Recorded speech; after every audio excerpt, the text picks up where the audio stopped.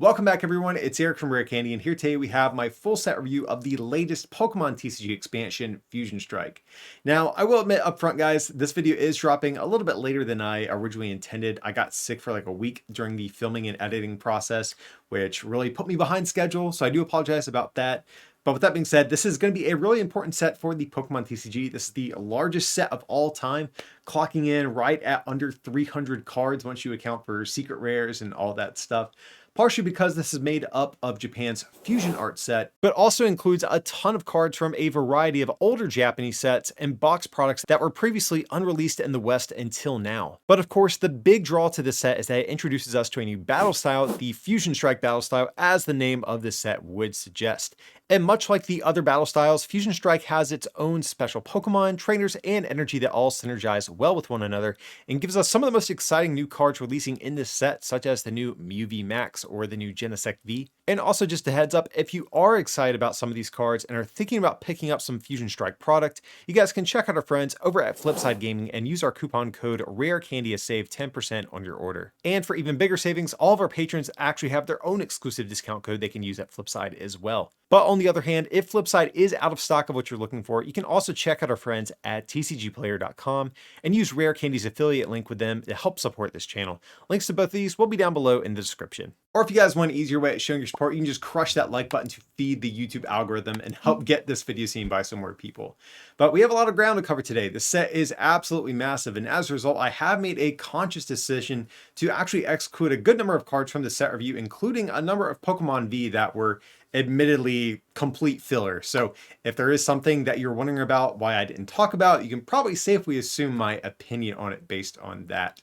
But also to make things easier on you guys, of course, as always, I have timestamps pinned to the top of the comment section so you can jump to any card that you might want to hear about today. But of course, sit back, relax, get comfortable, and let's check out what Fusion Strike has in store for us. So to kick things off, we're going to be looking at a new Butterfree card. This is, of course, a Stage 2 Pokemon with only a measly 120 HP, Fire Weakness, 1 Retreat cost, and it has an ability here, which is really the focal point of this card, I think. It says whenever you play this Pokemon from your hand to evolve one of your Pokemon during your turn, you may leave your opponent's active Pokemon burned, confused, and poisoned, making this one of the few cards that we have right now that can inflict this sort of unholy trinity of status conditions on your opponent. This is essentially the Weepinbell that we got back from Battle Styles, plus Confusion added into the mix. Now, of course, the trade-off between those two Pokemon is that Weepinbell is just a Stage 1, whereas Butterfree is a Stage 2. But to be fair to Butterfree, it actually does have some pretty solid pre-evolutions. We have a Caterpie and Metapod, both with the adaptive evolution abilities right now, where they can evolve the first turn that they were played, making a card like Butterfree a little bit easier to come into play, mitigating one of the big issues that Stage 2 Pokemon typically have. And because Butterfree's pre-evolutions have these abilities, that means we actually can abuse cards like Scoop Up Net if we do want to reuse this ability over and over on future turns of the game as well, because we can scoop up Butterfree, just go bam, bam, bam, immediately evolve all the way up into our Stage 2 and reuse this ability. But the big question is, what are we actually trying to do with this ability? Because effectively, this reads whenever you evolve into Butterfree, your opponent takes 30 extra damage this turn, and they're confused. And when you start thinking about Butterfree in that way, I think this card becomes a little bit worse, especially because we have other Stage 2s like Ludicolo as an example that we can evolve into and get an additional 100 damage per turn if we're attacking with basic Pokemon. And as I was looking through the card pool, really the only thing that came to mind that seemed interesting at all was going to be the Salazzle that also came out back in Battle Styles that did see a little bit of experimentation with the Weepinbell already mentioned as well. And even though I think Butterfree is going to take up roughly the same amount of deck spots as something like Weepinbell and a couple copies of Yellhorn would, I'm really not sold that this would be better than something like Weepinbell, just because one of the things that makes the Salazzle deck so, I'm going to use this word very loosely, but good, is the fact that everything in the deck is searchable by Level Ball. Butterfree, however, is not searchable by Level Ball and will force you to run additional copies of cards like Evolution Incense, just as an example, if you do want to be able to search these things out. And as you guys may have noticed, the only deck we're really discussing with this Butterfree is a single prize deck that has largely not really had any success and has only gotten worse since the recent rotation as well, kind of leaving Butterfree without a home, and with a horrible attack here, 90 for a grass and colorless, there's really not much incentive to play Butterfree on its own. So kind of a shame. There actually have been a few interesting Butterfrees in somewhat recent memory, but none of them, including this one, have really quite been good enough to cut through and see some competitive play. So to kick off our first Pokemon V of the set review, we're going to take a look at Breloom V. This is a new single strike Pokemon. It's grass type, weak to fire, 2 retreat cost, and has 2 different attacks here. The first one for a grass and colorless does 20, and if this Pokemon was damaged by an attack during your opponent's last turn, this attack does that much more damage. And then its other attack for 2 grass and a colorless does 140. So I definitely think the first attack here is going to be the one that is a little bit more viable, just because this second attack is going to be a little bit difficult to power up in a single turn because of that pesky double grass attack cost. You're already more than likely running something like Houndoom in your deck to accelerate your single strike energies, and having to run something like Rillaboom or Turbo Patch or something like that to cheat that additional grass energy into play doesn't seem too viable to me. So I think we're pretty much squarely looking at this thing for its first attack. And while it is somewhat interesting, I don't think this card really has a home. You know, having to play grass energy with Breloom is really annoying since none of the prominent single strike decks run grass energy or want to run grass energy for that matter. And I don't think Breloom is offering up enough incentive to awkwardly change around the energy counts of single strike decks out there. Now, the next issue too is the fact that you are relying on Breloom to take a hit to get this damage buff. And 210 HP, while it sounds like a decent amount, you know, this thing can be one-shot by so many things in the game right now. And while we can run things like the Single Strike Abomasnow and Cape of Toughness to give our Brelooms 100 additional HP, we have to play now Abomasnow and Cape of Toughness, and all of this just to get this awkward attack up and running that is reliant upon your opponent having to attack you first to get this sort of effect. So yeah, this is a hard pass, not among one of our best single strike Pokemon that we have to pick from. Next up, we're going to take a look at a new Maractus card. Maractus is going to be a basic Pokemon, 110 HP, fire weakness, and a 2 retreat cost. Has 2 different attacks, but the second one here is really the one I think we should hone in on. It's going to be Ditch and Shake. You discard any number of Pokemon tools from your hand, and this attack does 50 damage for each card you discarded in this way. So at a glance, I kind of like Maractus. It reminds me a little bit of my homie Whimsicott back from Vivid Voltage, one of my favorite single prize decks that we had there for a little bit. But instead of discarding your tools from play, you're discarding them from hand. Now, there are definitely some pros and cons compared to Whimsicott. We do have a better damage multiplier with Maractus. It's a basic Pokemon, but it does have a pesky 2 attack cost as opposed to Whimsicott's 1. And having to discard Pokemon tools from your hand is actually a bit worse from having to discard them from play, even though in theory you don't really have as much of a hard damage cap discarding them from your hand as you would from in play. And the reason I say discarding them from hand can be a little bit worse is because most of our prominent supporter cards in the game right now are reliant on dumping your hand and refreshing it.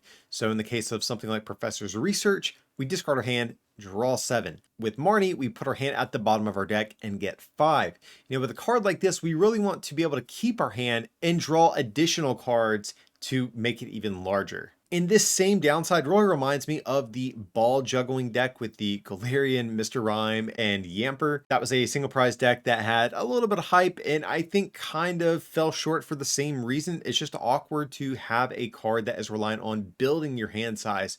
Now, I will say in Maractus's defense, there are a few cards to help this thing along the way. We, of course, have the Greedent with the Greedy Tail ability to search out Pokemon tool cards. And we also have a new Granbull card coming out in the same set that allows you to get 2 Pokemon tools from your discard pile whenever you evolve into it. And even though this does require 2 energy to attack, we do have a couple of ways of getting around that as well. We have the Cherrim to accelerate extra grass energy, or if you are worried about bench space with this deck, as we have kind of outlined several Pokemon you're probably going to need to have in play at any given point, you can play something like EXP Share or cards like Raihan as well to also get the job done. But as I kind of just mentioned, it sounds like we're going to need a lot of different Pokemon in play to ensure that we always have enough Pokemon tool cards to take big one-hit knockouts. We're going to need 7 Pokemon tool cards if we want to take a one-shot on an opposing Pokemon VMAX.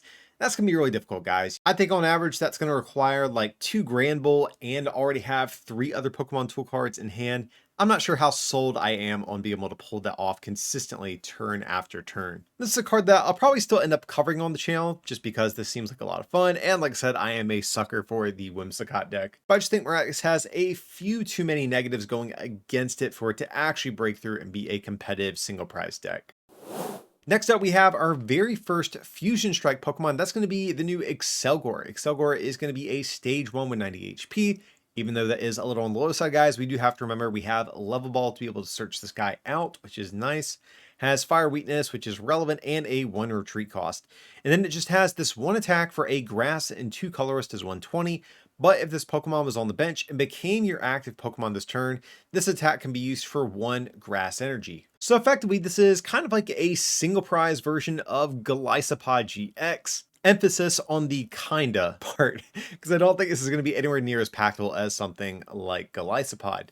You know, these attacks historically have been pretty good. Even right now in the current format, we have Rapid Strike Urshifu with a very similar style of attack. And unlike the Rapid Strike battle style, the new Fusion Strike battle style has the new power tablets to increase its damage output even higher than this base 120 to potentially two-shot Pokemon VMAX. But that being said, even though I think Excelgor is actually pretty easy to set up and get running, I don't think a single prize deck where your max damage is oscillating between 120 and around 180 in a given turn is going to be enough to actually be competitive. You know, we do have things like Mew VMAX if we want Excelgor maybe as just a potential target to copy attacks from. That is something you could consider, but Mew VMAX I think generally has much better targets to copy attacks from.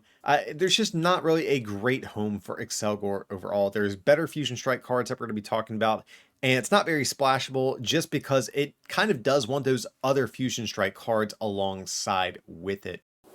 Next up, we're taking a look at Serena V. This is going to be a grass type Pokemon V, 200 HP, Fire Witness, and a 2 retreat cost. It does have just 1 single attack here for a grass and colorless energy. Does 20 damage, and you discard any number of your benched Pokemon. This attack does 40 more damage for each benched Pokemon you discarded in this way. So if anyone played back during the end of the XY era, early Sun and Moon era, this attack actually does look a little bit similar. It's very much the spiritual successor to the old Mega Gardevoir EX, which actually was one of the better Mega evolutions for its time, and even since rotating has seen some play in the expanded format for this same style of attack. And actually Serena V here hits for even better numbers than Gardevoir did. However, as you can tell by my rating, I don't think this is going to be the second coming of Mega Gardevoir EX. You know, even though we do have some cards that synergize with Serena, like some of the ones that you can see on screen here, we have things like Capture Energy to fill up our bench. We have good bench sitters like Leafeon V and Galarian Zigzagoon. And also Mega Gardevoir had 2 different very good stadiums to pick from in the form of Dimension Valley or Skyfield. We saw decks with Mega Gardevoir play Dimension Valley to be able to tank hits and attack just for a single energy. Serena doesn't really have such an option as it only has 200 HP. And even with something like a Cape of Toughness, that's really not going to ensure Serena's survivability. And also Mega Gardevoir, probably more importantly in standard format for a while, had Skyfield, which could expand your bench size up to 8, which definitely would be a welcome addition for a deck like this. Serena just does not have the same support as its predecessor, and as a result, I really don't think you can successfully build a deck around this, currently at least. This is a card that could easily skyrocket in viability as more cards get added to the card pool. But for now, I think if there is any world where Serena V sees play in the near future, it'll probably be in decks that are maybe playing some copies of Melanie and or Aurora Energy, maybe just to give their deck some additional type coverage, maybe against things like Umbreon VMAX as an example. But I think those sorts of applications are going to be where it ends for this card. Again, at least in the near future, this card definitely has potential, but right now the card just does not have enough support to make it anything more than a bad grass type Zacian V, essentially, when it comes to its max damage output. Up next, we have a new Rillaboom VMAX. This is going to be a Rapid Strike evolution line that also gives us a new Rillaboom V as well, which, to be honest, isn't that great. So really, Rillaboom VMAX is going to be the core of the discussion here. So it has 330 HP, Fire Weakness, 3 retreat cost, and only 1 attack for a Grass and 3 colorless energy.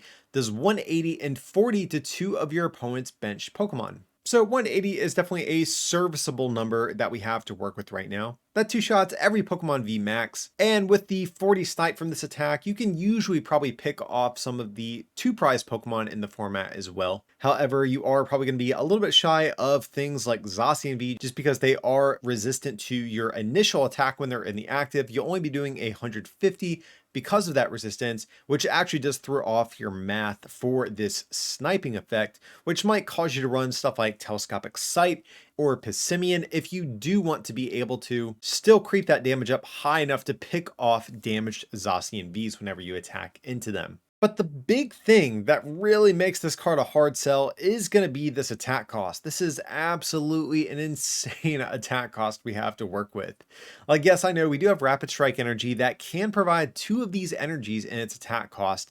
It's not too easy to fulfill the rest of this cost. Our best options right now for grass acceleration are going to be, of course, Rillaboom, which is a stage 2. And on the other hand, we have Leafeon V, which though it is a solid option on the first turn of the game, it's really not energy acceleration that's going to carry you throughout the rest of a game. So at that point, guys, if we're 2-shotting Pokemon VMAX, we have way better options in the format. Really, anything else is going to be more effective than this thing. So even after 2 different Pokemon VMAX, Rillaboom cannot catch a break. This one is not going to push the Galarian grass starter into competitive territory by any means at all. So unfortunately, this one is going to be a pass from me. Up next, we're taking a look at one of my personal favorite Pokemon, Chandelure. They are getting the Pokemon VMAX treatment.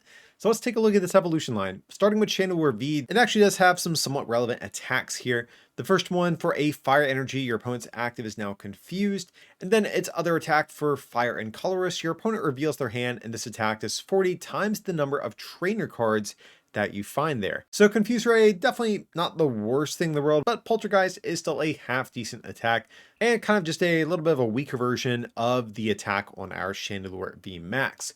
But let's take a look at the VMAX. That's where things get a little bit more interesting. Has 320 HP, water weakness, and 2 retreat cost. With this ability, as long as this Pokemon is your active, your opponent can't play any Pokemon tool cards from their hand. And then its attack, much like its pre-evolution, does more damage for every trainer card in your opponent's hand, but this time it's a 70 times multiplier opposed to the 40 times. So I actually do like the ability here. It does have a little bit of synergy with this attack. This ability is going to shut off things like Cape of Toughness, Tool Jammer, Air Balloon, etc., which definitely could be good even on its own, but might still net you an additional 70 damage whenever you attack, which I do like. And this main attack on Chandelure VMAX is basically just like a souped up version of the attack we had on Gengar Mimikyu GX. And that was a card that did see pretty widespread play up until the very end before it rotated. So at a quick glance, you might think, well, this is stronger than Gengar Mimikyu, so this is definitely going to see play, right?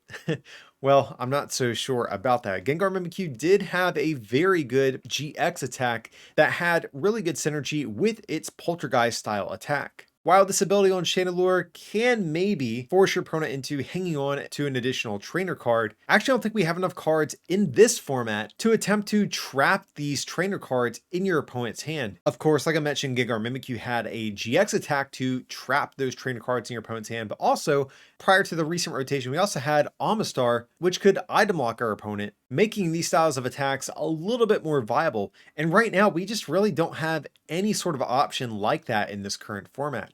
Some of the only item locking effects that we have right now are going to be on cards like Vikavolt V or Pikachu V Union, to name a few. Otherwise, I don't think we can actually successfully build around Chandelure VMAX as its own standalone deck. This is a pretty good damage multiplier, but again, without ways at guaranteeing those types of cards in your opponent's hand, I think on average, you're going to be probably only hitting around 140, maybe 210 most of the time, which aren't horrible numbers, but you really don't want your primary attacker in your deck to be something that your opponent can always consciously play around. And if we're playing something like Chandelure VMAX and stuffing fire energies into some sort of lightning deck with lightning energy, I think at that point, I'm just playing Rayquaza VMAX. Rayquaza VMAX, for any of its faults that it has as an archetype, I think it's still going to be head and shoulders above where Chandelure VMAX is at. And up until now, we also haven't even addressed one of its other horrible downsides, and that's going to be its pesky water weakness, just because we have seen cards like Suicune V and Ice Rider Calyrex see lots of widespread play.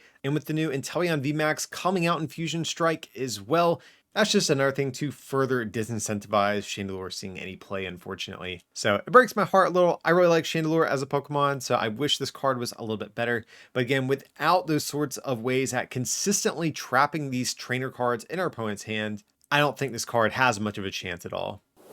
Next up, we're going to take a look at a new Heatmor card. This is going to be a basic Pokemon, 110 HP, water weakness, and a 2 retreat cost.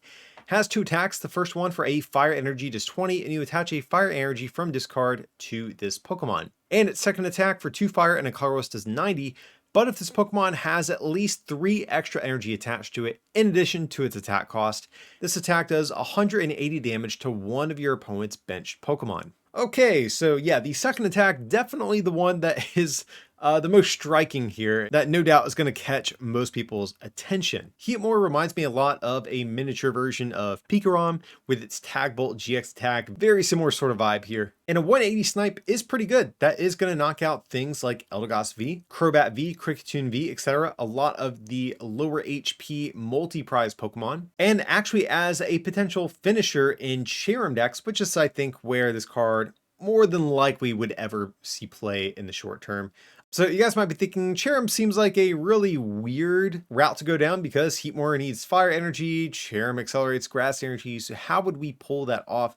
And really the way we would do that is by attaching a fire energy from hand to Heatmor, playing Raihan to accelerate our second fire, and then using Cherim to accelerate the rest of the energy needed to pull off this attack, since it does not specify that it has to be fire energy. You know, I combed through the card pool a little bit, and this was really probably our best option at pulling this off, especially since Welder is gone and our other remaining fire energy accelerating options are pretty poor right now. And one thing I do like about Heatmor in its defense, compared to some of the other potential finisher cards in the Regidrago deck, like Zygarde as an example, is that it still uses the same energy as Regidrago, whereas something like Zygarde does need something like fighting energy or Aurora energy if it does want to see play in the deck. Now, the trade-off, of course, is that Zygarde's sniping attack is a little bit more reliable and easier to get set up. Heatmor is definitely going to be a much bigger resource hog, but the payoff is also similarly a little bit better than what you would get from Zygarde as well.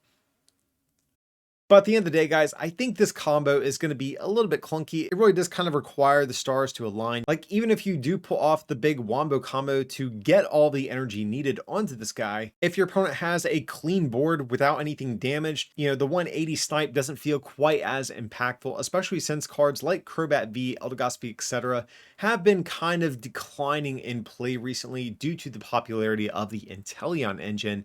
So there's going to be a lot of times where this damage isn't even as impactful as it may have been in a slightly different format. And also, the main deck we've been discussing this with is a single prize deck that has largely seen no competitive play. So as a result, guys, I have to downvote Heatmor. I don't think this card is particularly great. You know, if the Regidrago deck does start to pop up at some point, and we also move to a format that is more reliant on some of these 180 HP bench hitters like Crobat, Eldegoss, etc. instead of an Inteleon engine, maybe we can revisit this card, but for the moment, it seems kind of gimmicky, much more like binder fodder to me.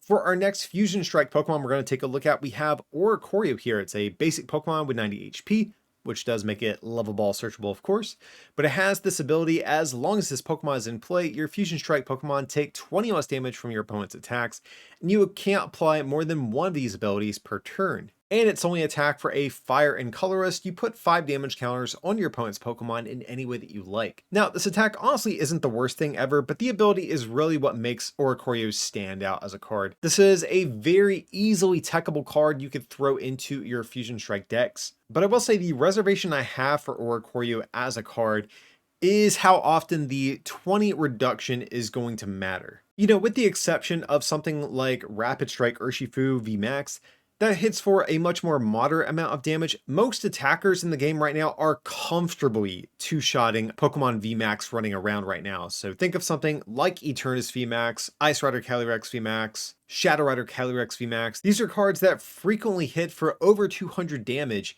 And if you're choosing to play Oricorio as a way to maybe make your Mew VMAXs a little tankier, well, I think a lot of the time this damage reduction isn't really going to matter a whole lot. So that's where some of my initial excitement sort of wanes a little bit for this card, but I actually do still really like Oricorio. It's very splashable, it's easily searched out, and I would not be surprised if this card did see some play, but I think against a lot of different matchups, the 20 reduction probably won't be as impactful as it might seem at first glance.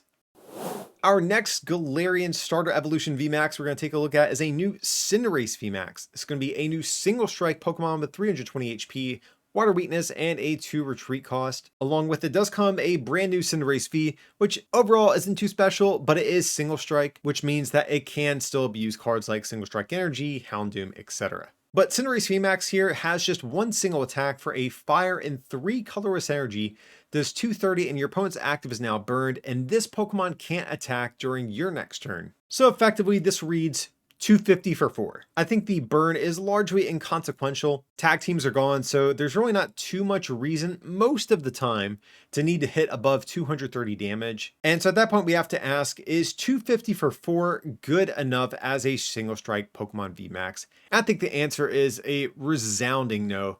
Comparatively, if we choose to play something like a single strike Urshifu VMAX, for effectively the same attack cost, and actually a better attack cost since it doesn't require fire energy, we can one-shot anything in the game. It has a great pre-evolution that can still stand on its own as an attacker, and it has another attack to fall back on if you can't chain its 4 energy attack. I mean, and that's just single strike Urshifu we're talking about. Never mind any of the other single strike Pokemon like the new Gengar VMAX we're getting in this set, Umbreon VMAX, etc. Cinderace is just kind of a dud here. Fire's not that great as a type right now. You hit Leafeon VMAX for weakness, but that's about it. Then on top of that, this thing is weak to water, which has definitely been a very popular type in recent sets. Other single strike Pokemon VMAX just kind of outclass it. Up next, we're going to be taking a look at a brand new Starmie card that we have here. So Starmie is going to be a stage 1 Pokemon with 90 HP. Important to point out just because that does make this evolution line level ball searchable. Also, it's going to be a Rapid Strike card, another thing to keep in mind when discussing this, but it just has one single attack here for a water energy. You may discard any number of water energy from this Pokemon. For each energy that you discard, choose one of your opponent's Pokemon and do 30 damage to it, and you can choose the same Pokemon more than once. Don't apply weakness or resistance. So I actually have a lot to say about Starmie here, but I think ultimately what really sours my taste on this card is the damage output. Now we have Pokemon with over 300 HP, and a 30 times multiplier for an attack like this that makes us discard our energy is pretty weak, I do have to be honest. Yes, there are some ways to get around this attack cost. Of course, Frostmoth will allow us to accelerate as many energies as we want from hand, and Rapid Strike energy will actually count as 2 different energy while it's attached. So in that regard, I don't think getting energy on Starmie is really going to be the issue, but rather each of those energies that you have attached just don't go far enough to actually make a meaningful impact in the game. You know, Starmie is also a stage 1, so I think this card's going to be very awkward if you want this as like a finisher in your Frostmoth decks. And if you are choosing to tech Starmie into your Frostmoth decks in sort of a lower count, you really can't go all in on some of the other tools that really benefit this style of attack. And on the flip side, if you do want to build around Starmie as its own deck, again, we do have things like Rapid Strike Energy, Pissimian, even Telescopic Sight for additional bench damage. But even with these tools, Starmie's damage output is just a little bit lower than what I would really like to see. So just as an easy example, if we want to knock out something like a Zacian V, we're going to need 8 energies that we're discarding with this thing. And God forbid you want to one-shot a 3-prize Pokemon. At that point, if you want to one-shot something with 320 HP, you're going to need around 11 energy on Starmie, again, excluding any of these other damage modifiers that I just mentioned. This card's damage output is just a bit too low for this to actually be viable. Next up, we have our favorite Gen 2 water starter. That's going to be Feraligatr. So Feraligatr is going to be a stage 2 Pokemon with 170 HP, light and weakness, 3 retreat cost. And up first, we're going to take a look at this ability, which honestly is probably the more interesting aspect about this card. But whenever you play this Pokemon from your hand to evolve one of your Pokemon during your turn, flip a coin. If heads, discard the top 5 cards of your opponent's deck. If tails, discard the top 5 cards of your deck. And then it does have its own attack as well. For 2 water and a colorist is 140, and you discard an energy from your opponent's active Pokemon. So just to be honest, I really don't think we're going to be building around this attack. Feraligatr is honestly not a very good attacker whatsoever. You have to 3-shot Pokemon VMAX, and if you want to get this guy set up quickly, you're probably going to need to play something like Frostmoth in addition to this card. So yeah, stage 2 and a stage 1 line like this, I don't think that's going to be a winning strategy. But the ability is at least kind of interesting. It's very similar actually to the Risk Taker attack that we actually have on a Toxtricity already, but again, as an ability instead of an attack. So that does mean that you can actually use this ability multiple times in a turn. You know, in theory, if you evolve 4 Crocodile, yes, you can use this ability 4 times, or of course with cards like Scoop Up Net. But my issue with Feraligatr compared to something like Toxtricity is that this doesn't have the same ways at increasing your odds of getting a heads, because Toxtricity in the past has had cards like Will or the more recent Glimwood Tangle to be able to more reliably guarantee those head flips to make sure you don't discard your own resources. So if this card ever does see play, I imagine it would be in some sort of control decks, as this is one of the heavier milling effects that we have access to right now. But even still, I don't really foresee a control deck carving out space for a stage 2 line like this. Now, to be totally honest, guys, I'm not a big mill player, so I'm not the strongest authority figure in that regard. Yeah, I think its ability is cool, but unfortunately it's printed on a stage 2 that's a bad attacker that needs the help of additional evolutions to get up and attacking if you wanted to. So all in all, just kind of strikes out across the board. I don't really have much good to say about Feraligatr at all. Next up, we have another water starter evolution. That's going to be Swampert. So Swampert, another stage 2, 170 HP, lightning weakness, and 3 retreat cost. But lightning weakness is really odd since, if I'm not mistaken, guys, I'm pretty sure Swampert isn't actually weak to lightning in the game since it's part ground, so this should be a grass weakness. Slightly unrelated tangent, but I'm pretty sure that's what it should be on this card. But that aside, let's take a look at the rest of this thing. It has this ability, once during your turn you may attach a water or fighting energy card from your hand to one of your Pokemon. And it just has 1 attack for a water and 2 colorless does 180, and this attack does 20 to each of your benched Pokemon. Don't apply weakness or resistance for benched Pokemon. So I think Swampert's a pretty big step up over the Feraligatr we just looked at, but even still, I'm not enthusiastic enough to actually upvote this card. You know, having built-in energy acceleration is definitely good. You know, in theory, all you have to do is accelerate 1 energy from hand to Swampert, then attach a twin energy, and you're going to be ready to go and start attacking. So that's fine. I really don't have too many issues with that, but if we compare this even to like Colossal all the way back from, what was it, Rebel Clash, I think at this point? That was a card that allowed us to accelerate 2 energy, whereas this is 1, and that was from discard, compared to just the 1 single energy that Swampert gives us. So the ability isn't even still as strong as some of the other stuff we have in format, and especially with this being a stage 2, I really would have liked to see 2 energy from this, if at all possible, even if it's just 1 water and 1 fighting. And I feel kind of the same way about this attack. It's a pretty serviceable attack. 180 is going to comfortably 2-shot everything in the game, though you are going to be a little bit shy of taking 1-shots on regular Pokemon V that give up 2 prizes, which I definitely think is going to be an issue, especially if we're going through all of the trouble to evolve into a stage 2 like this.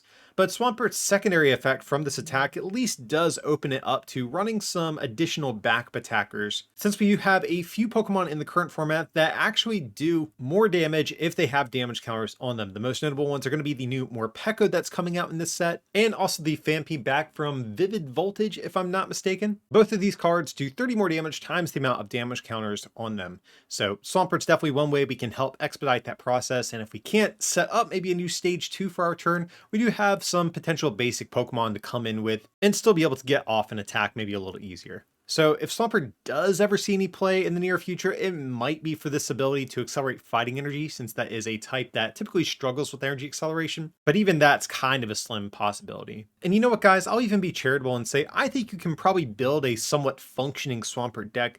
I just don't think this ability and attack are strong enough to actually catapult this into being a competitive card. Stage 2s already have a lot of issues at the moment. I really do think you have to be especially strong as a stage 2 card to break through right now. And Swampert, even though it's fine, it's not strong enough to cut through the noise and actually be able to go toe-to-toe with some of the stronger decks that we have running around right now. Next up, we're going to be looking at a new pair of Fusion Strike Pokemon. That's going to be Huntail and Gorbis here. So of course they both evolved from Clamperl, which is why we're discussing these things together. And they both have these very interesting abilities. So in the case of Huntail, it says as long as this Pokemon is in play, your opponent's single strike Pokemon require 1 more energy to use their attacks. And then Gorbis, on the other hand, as you might expect, is targeted against Rapid Strike Pokemon. This one says, as long as this Pokemon is in play, your opponent's Rapid Strike Pokemon have no abilities, and then they both have pretty irrelevant weak attacks. So I actually do like both abilities on both these cards. You know, Single Strike Pokemon usually have these big heavy attack costs. Think of something like Single Strike Urshifu VMAX or the new Gengar VMAX coming out in the same set. Both these Pokemon attack for 3 to 4 energy, and needing just one more actually could be really annoying for those decks, even with things like Houndoom to accelerate their energy. So actually, in terms of their impact on each respective archetype, I actually do think the Huntail is probably the more impactful of the two cards against their corresponding battle style they are made to go against. Gorbis, on the other hand, I think is going to be much more select in its uses against Rapid Strike decks, since most of the prominent Rapid Strike Pokemon aren't actually using abilities. So think of course, Rapid Strike Urshifu VMAX or Sylveon VMAX, just to name a few. These cards function pretty much normally, even with Gorbis in play. The big card Gorbis is going to shut down, however, is Inteleon, which of course has been a very prominent card we've seen ever since the Chilling Reign format. Being able to turn off Inteleon's quick shooting ability is something I don't want to undersell here. It's just unfortunate it doesn't shut off things like Drizzile, which is really half the reason you want to run Inteleon to begin with. And also, if they are playing the Inteleon engine and playing Drizziles, that means if they do see you evolve into Gorbis, they can evolve into Drizzile and just boss up your Gorbis. Or if they're playing Rapid Strike Urshifu without any bench protection in the format, they can just snipe this thing with Gmax Rapid Flow, and it winds up being kind of irrelevant in a lot of situations. But I will say, in terms of the plus side of these cards, both these guys evolve from the same pre-evolution. So you could even play like a 1-1-1 line of each of these if you want to have some options depending on the battle style that you're going against. And also, a lot of the fusion cards coming out in this set do look to gain from having more Fusion Strike Pokemon in play.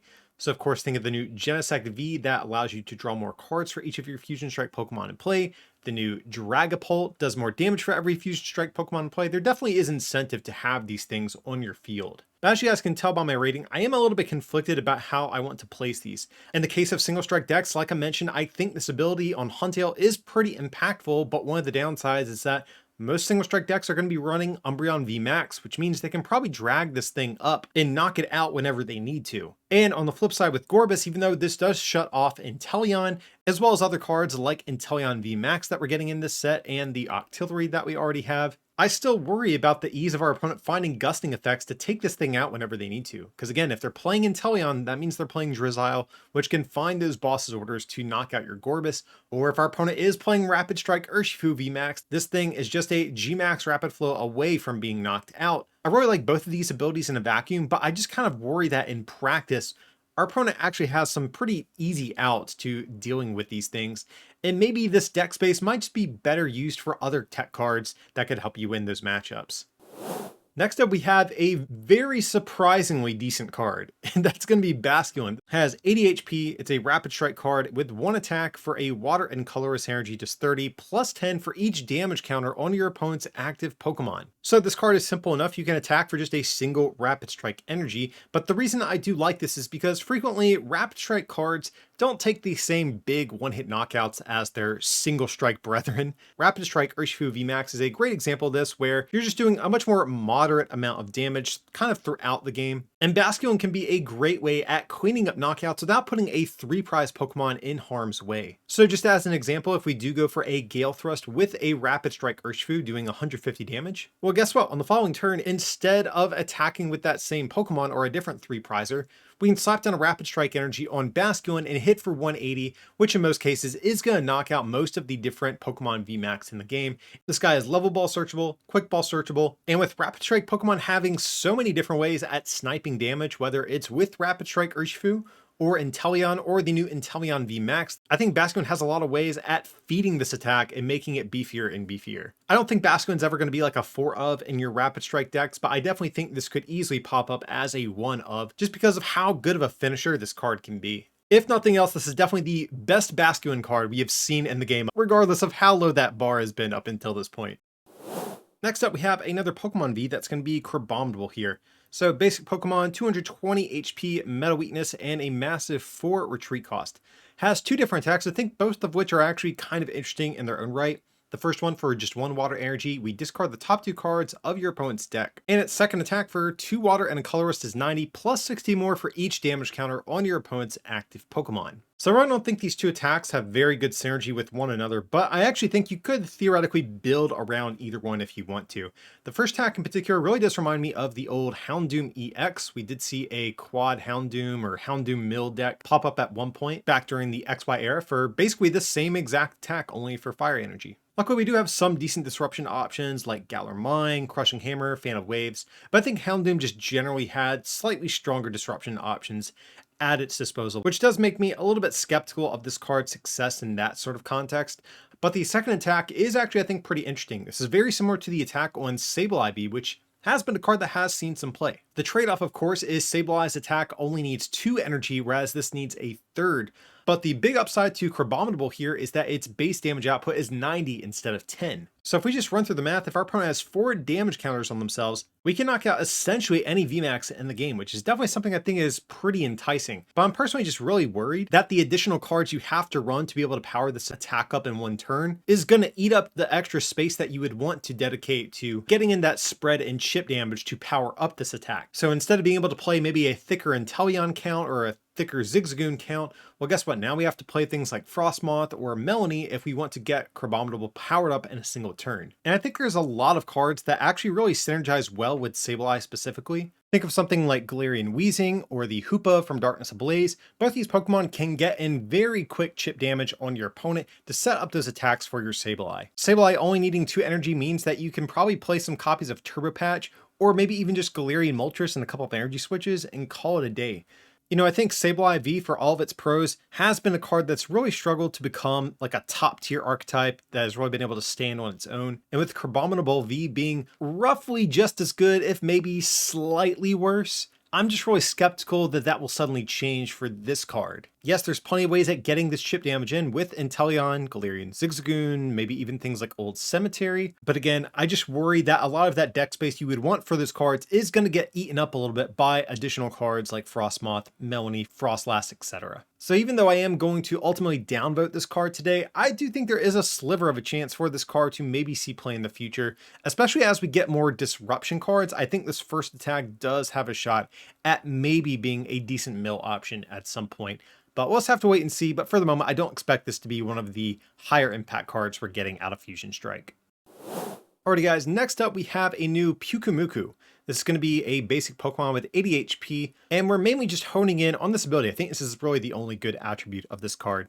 It says, once during your turn, if this card is in your hand, you may put this card on the bottom of your deck, then draw 1 card, but you can't use more than one of these abilities during your turn. So I do think this is something I tend to say a lot in my videos, but I really do want to drive home the fact that non-supporter based draw really is one of the best effects that we can see in the Pokemon TCG. And a lot of non-supporter based draw effects, specifically abilities on Pokemon, have been some of the best effects that we've actually had in the game over time. While this is definitely not as strong as something like a Crobat V or a Genesect V, just as an example, being able to just occasionally get an extra card a couple times throughout the game by just having this in your deck is something I do think is a little bit attractive. So even if you maybe whiff what you need off a professor's research, if you are playing Pyukumuku, you know that you always have at least one other way at digging a little bit deeper to maybe hit what you're looking for on a given turn. Now, of course, though, this card does have some downsides. You know, unless you're playing something like Scoop Up Net, starting with Pyukumuku is absolutely awful. Now, of course, yes, you could in theory wait for this to get knocked out, then ordinary rot it back into your deck. That just feels kind of awkward and bad. And the fact that we can only use this ability once during a turn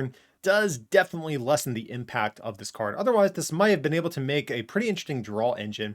If we were to play like 4 of these and just constantly recycle between them throughout a turn, that actually definitely could have had some potential here. But even still, a part of me wants to like this card. We've seen cards like Judge Whistle be played in the past, which just allow you to draw a single card, even in decks that aren't playing Judge. This can still draw you cards, even if something like a Path to the Peak is in play, shutting off your cards like Genesect. And it's pretty easily searched out by most of the different ball search cards that we have floating around in the game right now. So I'm definitely still interested in this card, but I'm really kind of conflicted about where I want to land with this thing. You know, I'm going to go out on a limb and stay a little bit more on the neutral side of Pyukumuku, but I definitely could also still see a world where maybe this doesn't exactly catch on. So up next we have, I think, what's going to be one of the more anticipated new Pokemon VMAX out of the set, and that's going to be Inteleon VMAX. It's going to be a brand new Rapid Strike evolution line here. Nothing too much to say about the base form Inteleon V, but it is a Rapid Strike Pokemon, which is relevant for things like Octillery and, of course, Rapid Strike Energy. But Inteleon VMAX definitely is going to be the star of the show here. VMAX 320 HP, Lightning Weakness, and a 2 retreat cost. But it has this ability: once during your turn, you may discard a Water Energy from your hand. If you do, put 2 damage counters on 2 of your opponent's benched Pokemon. And then it's 1 attack for a Water and Colorless to 70, and you may return an energy attached to this Pokemon to your hand.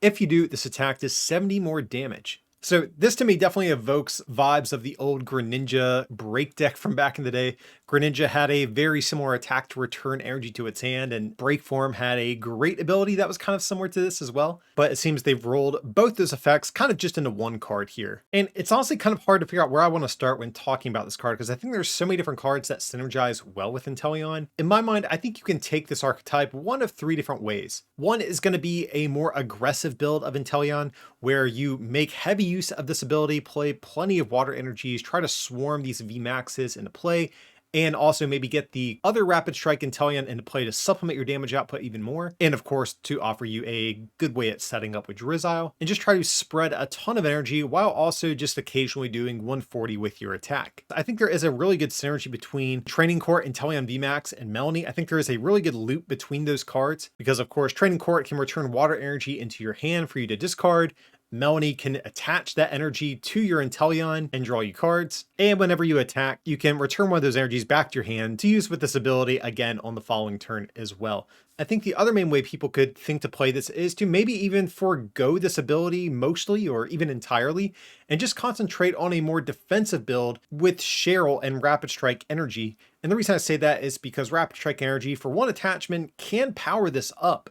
And the thought is you attack every turn, return your Rapid Strike Energy into hand, and then if your opponent doesn't have a way at one-shotting you, you just Cheryl, heal off all the damage, and slap your Rapid Strike Energy back down and keep attacking. So with that idea, more than likely you probably just play a high count of Cheryls and or Pow Pads, and even though you wouldn't be ever really taking any huge one-hit knockouts, Slow and Steady is kind of going to win the race in that sort of deck idea. And the third deck idea I alluded to is you could probably play something that kind of splits the difference between the 2 different strategies I just outlined, maybe playing 1, maybe 2 Cheryl, and just playing kind of a more moderate amount of Rapid Strike Energies, maybe a 3 count instead of a heavy 4 count, and again, kind of a moderate amount of basic water energies to be able to occasionally use this ability as well. At the time of recording, I've only begun to start experimenting with Inteleon VMAX, so I actually don't have a firm stance on which version I've kind of outlined here that I prefer the most, but I definitely think this card has a good bit of potential here. You just will have to be mindful of cards like Bolton VMAX and maybe the single strike decks, but other than that, I think most decks are really going to struggle to take a one-shot on this card. I think this card seems like a lot of fun, and I'm really curious to see where it's ultimately going to land, but definitely I think one of the better Pokemon VMAX that we're going to be getting in this set. Next up, we're going to take a look at Bolton VMAX. And Bolton VMAX does come with a new Bolton V. We should at least mention here, for a Lightning Energy does 30, and you can switch it with one of your bench Pokemon. And for 2 Lightning Energy does 120, and the attack does 30 to one of your opponent's bench Pokemon. I think given the style of deck we are attempting to build with the VMAX, I think the Bolton from Rebel Clash is still probably our preferred option. But looking ahead at Bolton VMAX, 320 HP, Fighting Weakness, 2 retreat cost, and the first of its 2 attacks for a Lightning and Colorless does 30, plus 30 more for each Lightning Energy attached to all of your Pokemon. And its second attack for 2 Lightning and a Colorless does 230, and it can't use this attack on the next turn. So if you are familiar with the Bolton V from Rebel Clash, this first attack will look very similar. It's almost identical to Bolton V's attack, but its base damage output is a little bit higher. So if we are going to build around Bolton VMAX, I think we are just trying to essentially swarm as many Lightning Energies into play as possible to ideally be able to take big one-shots on our opponent's Pokemon. And luckily, I do think Bolton has some decent options of helping get there, mainly because of some important cards we just got back in Evolving Skies not too long ago, most notably Flaffy to be able to accelerate Lightning Energy out of the discard pile. And also, Lightning specifically does have a couple of nice consistency boosting cards for its type, like Speed Lightning Energy and Stormy Mountains to help get your board a little bit set up more quickly. And Lightning right now actually does have a pretty large pool of other attackers you could potentially play alongside Bolton, whether it be cards like Vikavolt V to maybe item lock your opponent in the early portions of the game, or even some other single prize attackers like Regieleki or Zekrom to tip the prize exchange a little bit more in your favor. So on paper, I think it does look like Bolton VMAX has most of the tools that we need to be successful, but as you can tell by my rating for Bolton, I'm not quite so convinced. If you really want to think about it in this way, Bolton's effectively just a lightning version of Shadow Rider Calyrex. And as you might have noticed, Shadow Rider Calyrex doesn't see play by itself. It always usually has the help of other Pokemon to pick up the slack, because these style of attacks, while easy to get going and to set up, they do take several turns before you reach enough energy in play to be able to one-shot Pokemon VMAX. So most of the game, you're only going to be two-shotting things. If Shadow Rider Calyrex didn't have the help of some of these Psychic Tag teams previously, or Alchemy VMAX to have a one-shotting option, would it have seen as much play? And, I'm not so sure of that. And for the same reason, I think Bolton faces kind of a similar challenge. So as a result, I'm going to land kind of neutral on Bolton. I think this card has most of the pieces it needs to succeed, has a great engine, has plenty of ways to accelerate lightning energy, but there are debatably better ways at just going for a two-shot against our opponent's Pokemon VMAX. And also Bolton has a fighting weakness, which is another thing we have not highlighted just yet, which means single strike decks playing single strike Urshifu V or Rapid Strike Urshifu VMAX decks are going to easily be able to deal with this card. So I think Bolton V is still kind of a solid card in a vacuum, but there are some challenges it might need to overcome before it does catch on and see widespread competitive play. Next up, we have a new Toxtricity. This is going to be a Fusion Strike card. It's a stage 1 with 120 hit points, and it has this ability that only works if all of your Pokemon in play are Fusion Pokemon. And as long as this Pokemon is in play, the HP of your opponent's VMAX Pokemon is 30 less. If you want to think about it this way, this is a permanent plus 30 damage for each of these that you get in play. So if you have, in theory, 3 Toxtricity in play, that's effectively plus 90 damage you're doing every turn. And that isn't too bad, I do have to say.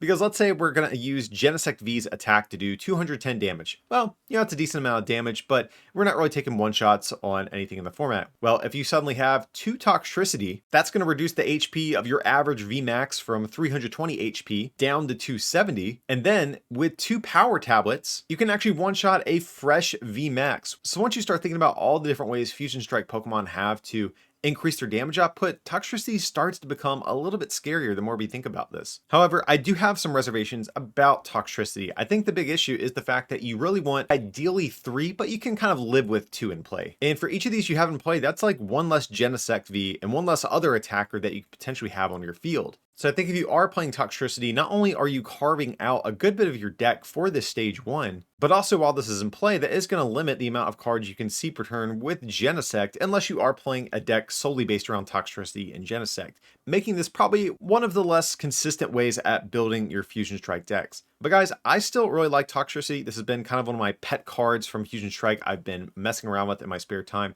And I do think this card has potential, and I'm going to remain a little bit neutral on this, but I'm cautiously optimistic. I actually definitely could see a world where this thing catches on. I think having a permanent plus 30, essentially, for every one of these you have in play is a really good effect.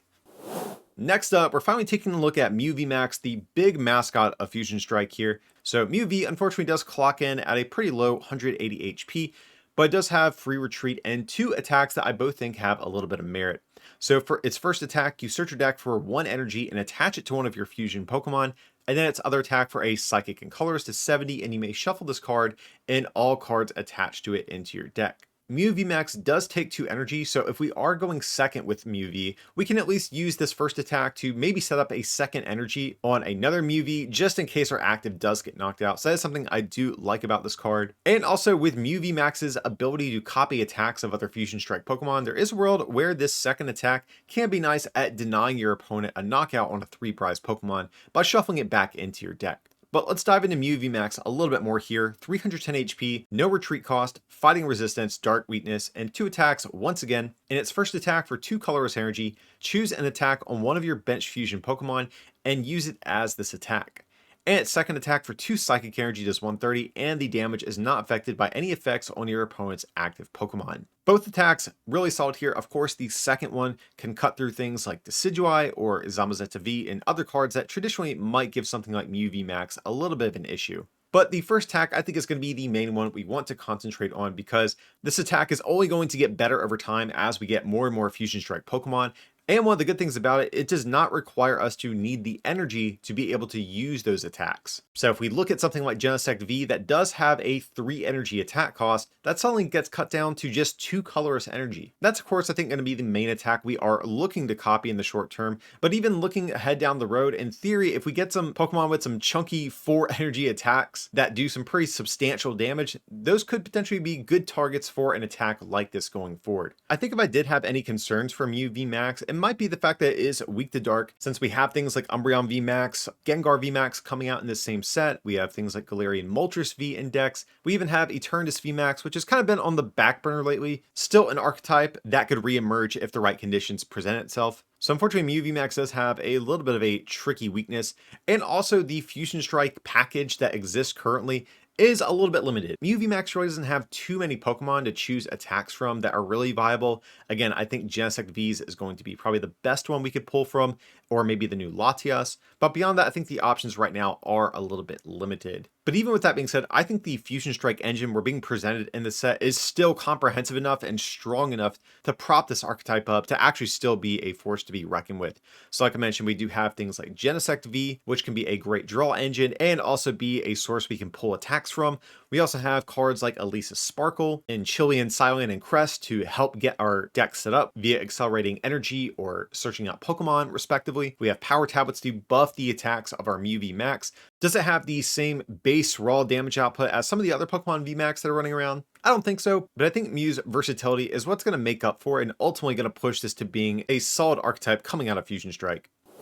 Alright guys, next up we're going to take a look at Gramble here. Gramble is going to be a stage 1 Pokemon with 120 HP, 2 retreat cost, meta weakness, 1 utterly irrelevant attack, and 1 ability that is actually kind of interesting. It says whenever you play this Pokemon from your hand to evolve one of your Pokemon during your turn, you may put up to 2 Pokemon tool cards from your discard pile into your hand. So that's kind of cool. Traditionally, Pokemon tool cards aren't really a class of card that has a lot of recovery options. So the fact that we're getting this on a coming into play ability that can be reused with something like Scoop Up Net is something I think that is worth thinking about here.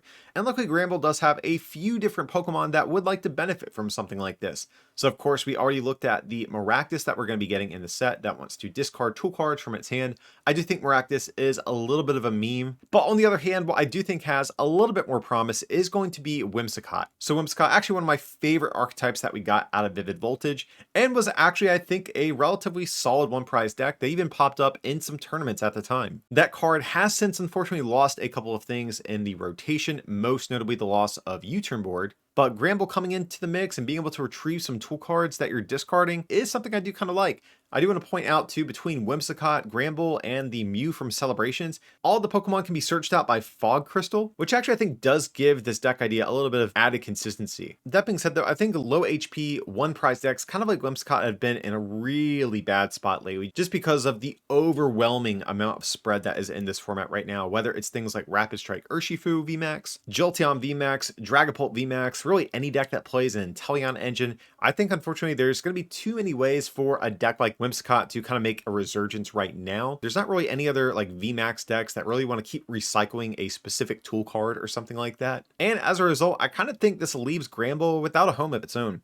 I actually do kind of like Gramble, and maybe once some of the spread and sniping attacks kind of die down in the format, Whimsicott actually might be able to make a little bit of a resurgence. But unfortunately, until that time comes, I don't think Gramble is probably going to see a whole lot of play.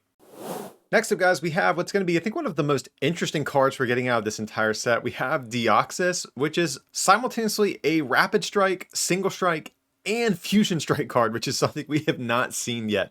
So really wild card design with this thing, but it just has one single attack for 3 colorless energy, does 80, plus 80 more if this Pokemon has a Fusion Strike energy attached to it. So effectively 160 for 3, which isn't the worst number in the world. We can pretty much guarantee that we're going to two-shot everything in the game with this thing. This card can access 3 of the strongest engines that exist in the game right now, and has access to all of the different scroll cards to give each of these battle styles an extra attack. But in a way, I do think Deoxys is a little bit limited by the requirement that it has to have a Fusion Strike energy attached to it. As a result, I don't think you're going to be able to just slot Deoxys into your existing single or Rapid Strike decks, as they really don't have any reason to play Fusion Strike energy. I think in the short term, the only way this card might see some degree of play is maybe in single strike decks as a one-of, if there is potentially some sort of 2-prize Psychic Weak Pokemon you want to be able to easily deal with.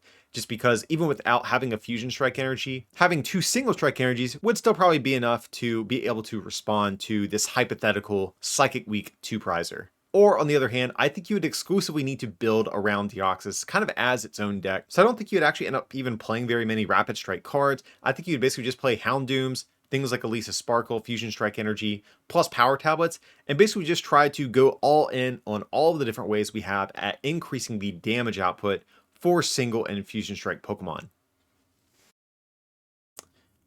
But if I have to be honest, I think that seems like a little bit of a meme. If we have 2 Single Strike energies plus a Fusion Strike energy, that's 200, excluding any copies of Power Tablets. We only have access to 4 Fusion Strike energy per game, which means that after your 4th Deoxys goes down, you would need some other main attacker in the deck as well, and that's excluding if we're forced to discard Fusion Strike energies or we prize any. So I think there's just a lot going against Deoxys, despite how seemingly versatile the card looks to be because of all the battle styles attached to this thing. So unfortunately, guys, I have to pass on this card. I think this card is a lot of fun, and honestly, I would like to still cover it on the channel at some point, but I don't think its versatility is going to save it from being binder fodder. Next up, we have another Fusion Strike Pokemon. That's going to be Meloetta. It's a basic Pokemon, 90 HP, and 1 single attack here for a Psychic and Colorless energy to 70 times the amount of Fusion Strike energy attached to all of your Pokemon. So I think in theory, this could be a potential one of for your different Mew VMAX decks, because right now, the primary attacker you would be looking at in a Mew deck is going to be Genesect, whereas Meloetta, if you do have all of your Fusion Strike energy in play, you can cap it at 280, and suddenly you're only 2 Power Tablets away from taking a one-shot at that point. So in theory, that does sound nice, and I do think Meloetta is still probably a consideration for your Fusion Strike decks, but there are certainly some issues with this. Of course, if you happen to prize any of your Fusion Strike energy, well, you're at a minus 70 disadvantage for the rest of the game until you can dig them out of your prizes. And that's not counting any energies you might have to discard with things like Professor's Research or Peony along the way, or any energies that might get discarded from play by things like Crushing Hammers or your Pokemon being knocked out. I do worry about the difficulty of getting all of your Fusion Strike energy in play. But to keep playing devil's advocate with myself a little bit, we do have Elisa Sparkle, which will allow you to get 2 Fusion Strike energy in play. So there is actually a line of play where you could use Mew V's attack on the first turn to accelerate a Fusion Strike energy, since it does not specify the energy you search out has to be a basic. So you could do that, play Elisa Sparkle, and if the initial energy you used with Mew V to attack with it was a Fusion Strike energy, well, hey, that's all 4 energy in play literally by turn 2. And even if you're not going for an insane one-shot or anything like that, Meloetta can still be not only a good target for Mew VMAX to copy attacks from, but also just a decent attacker on its own. So I do think there are some things to like about this card. I'm still going to remain a little bit neutral on it, just because I think getting all 4 Fusion Strike energy in play isn't going to be as consistent as you like. But if you can just pull off this fully powered attack once to one-shot a Queen VMAX, I think that's going to be enough for Meloetta to justify its potential inclusion in your Fusion Strike decks. Keeping the Fusion Strike train chugging along, we have Dragapult, which is our next Fusion Strike Pokemon. Stage 2 Pokemon with 150 HP, 0 retreat cost, Dark Weakness, and Fighting Resistance. And even though it does have 2 attacks, the first one is really the main one we want to hone in on.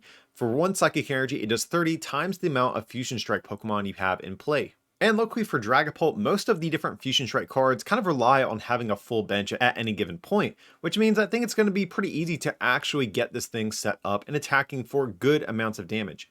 So if we just quickly run through the math of this attack, if we have a full bench full of Fusion Strike Pokemon, we can hit 180 for a single Psychic Energy. And I think that's actually a really solid amount of damage because, of course, not only does that 2-shot basically any Pokemon VMAX in the format, but also we're close enough to a 1-shot with things like Power Tablets to be able to actually still deal with 2 prize Pokemon as well. This attack only costs a single Psychic Energy. That energy can be a Horror Psychic Energy to further double down on your damage output. There's actually a solid new supporter card coming out in the set that will allow us to search out any of our Fusion Strike Pokemon. And we also have cards like Genesect V to help get Dragapult set up and keep chaining these attacks every single turn. So I think Dragapult is actually going to be probably one of the better Stage 2 decks that are going to be in the format after Fusion Strike. I know that bar has probably seemed a little bit low in recent memory, but I do think this is definitely one of the ones that has a better chance at survival.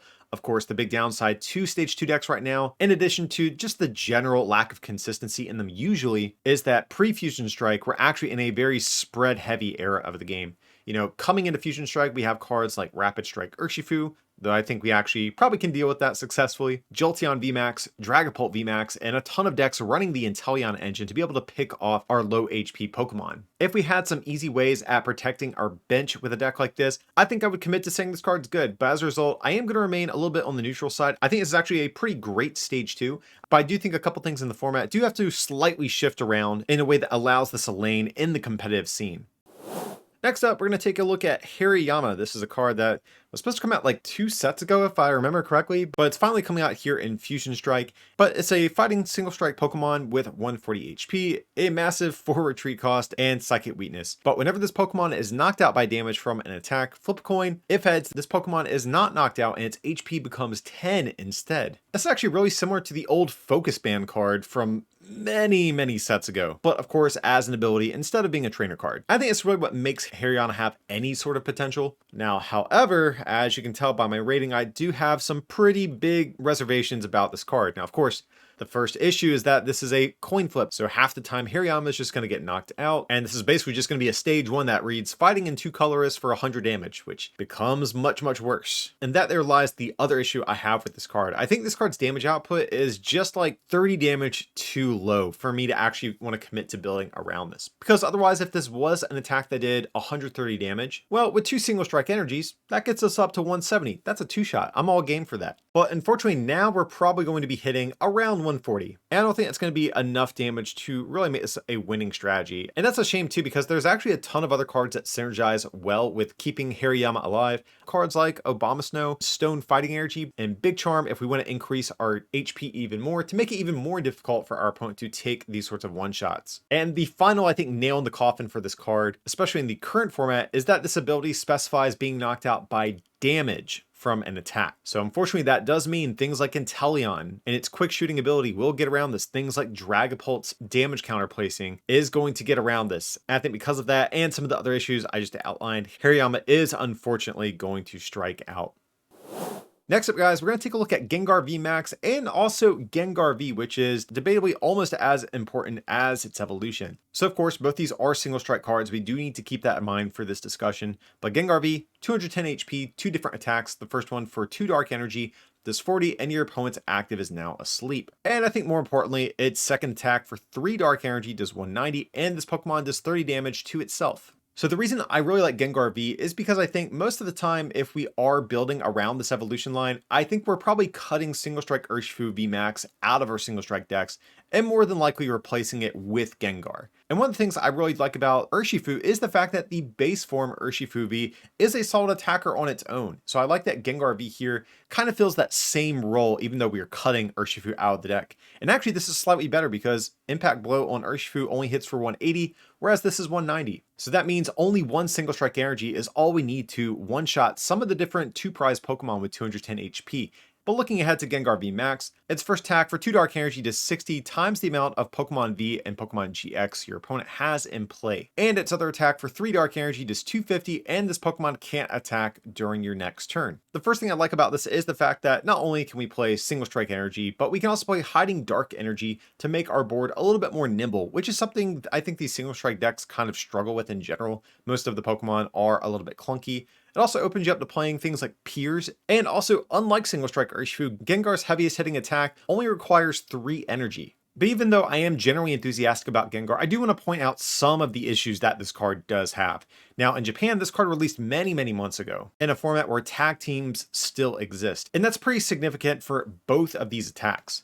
So in recent months, we've seen things like the Inteleon engine sort of rise in popularity, and as a result, a lot of decks, even though they are multi-prize decks, typically they have only maybe like 2 multi-prizers in play at a time, capping this first attack out at usually only like 120, maybe to 180. Now that's fine, that'll still help you get a 2-hit KO on your opponent's Pokemon, but compare that to the format that this card released into, whereas it would be very common for entire fields to be multi-prize Pokemon, allowing you the option to take huge, giant 1-hit KOs with such a small attack cost. Similarly as well, this second attack also much better in a format with tag teams in it because tag teams cap out at 270 to 280 HP. Single strike energy makes it very easy to hit those numbers, whereas Pokemon VMAX are going to be a little bit more narrowly outside of one-shot range a lot of the time. you can still make it happen, but it does require like all 4 single strike energies in your deck to be on your Gengar VMAX, or requires like 3 single strike energies and like a Vitality Band or Karen's Conviction or something like that.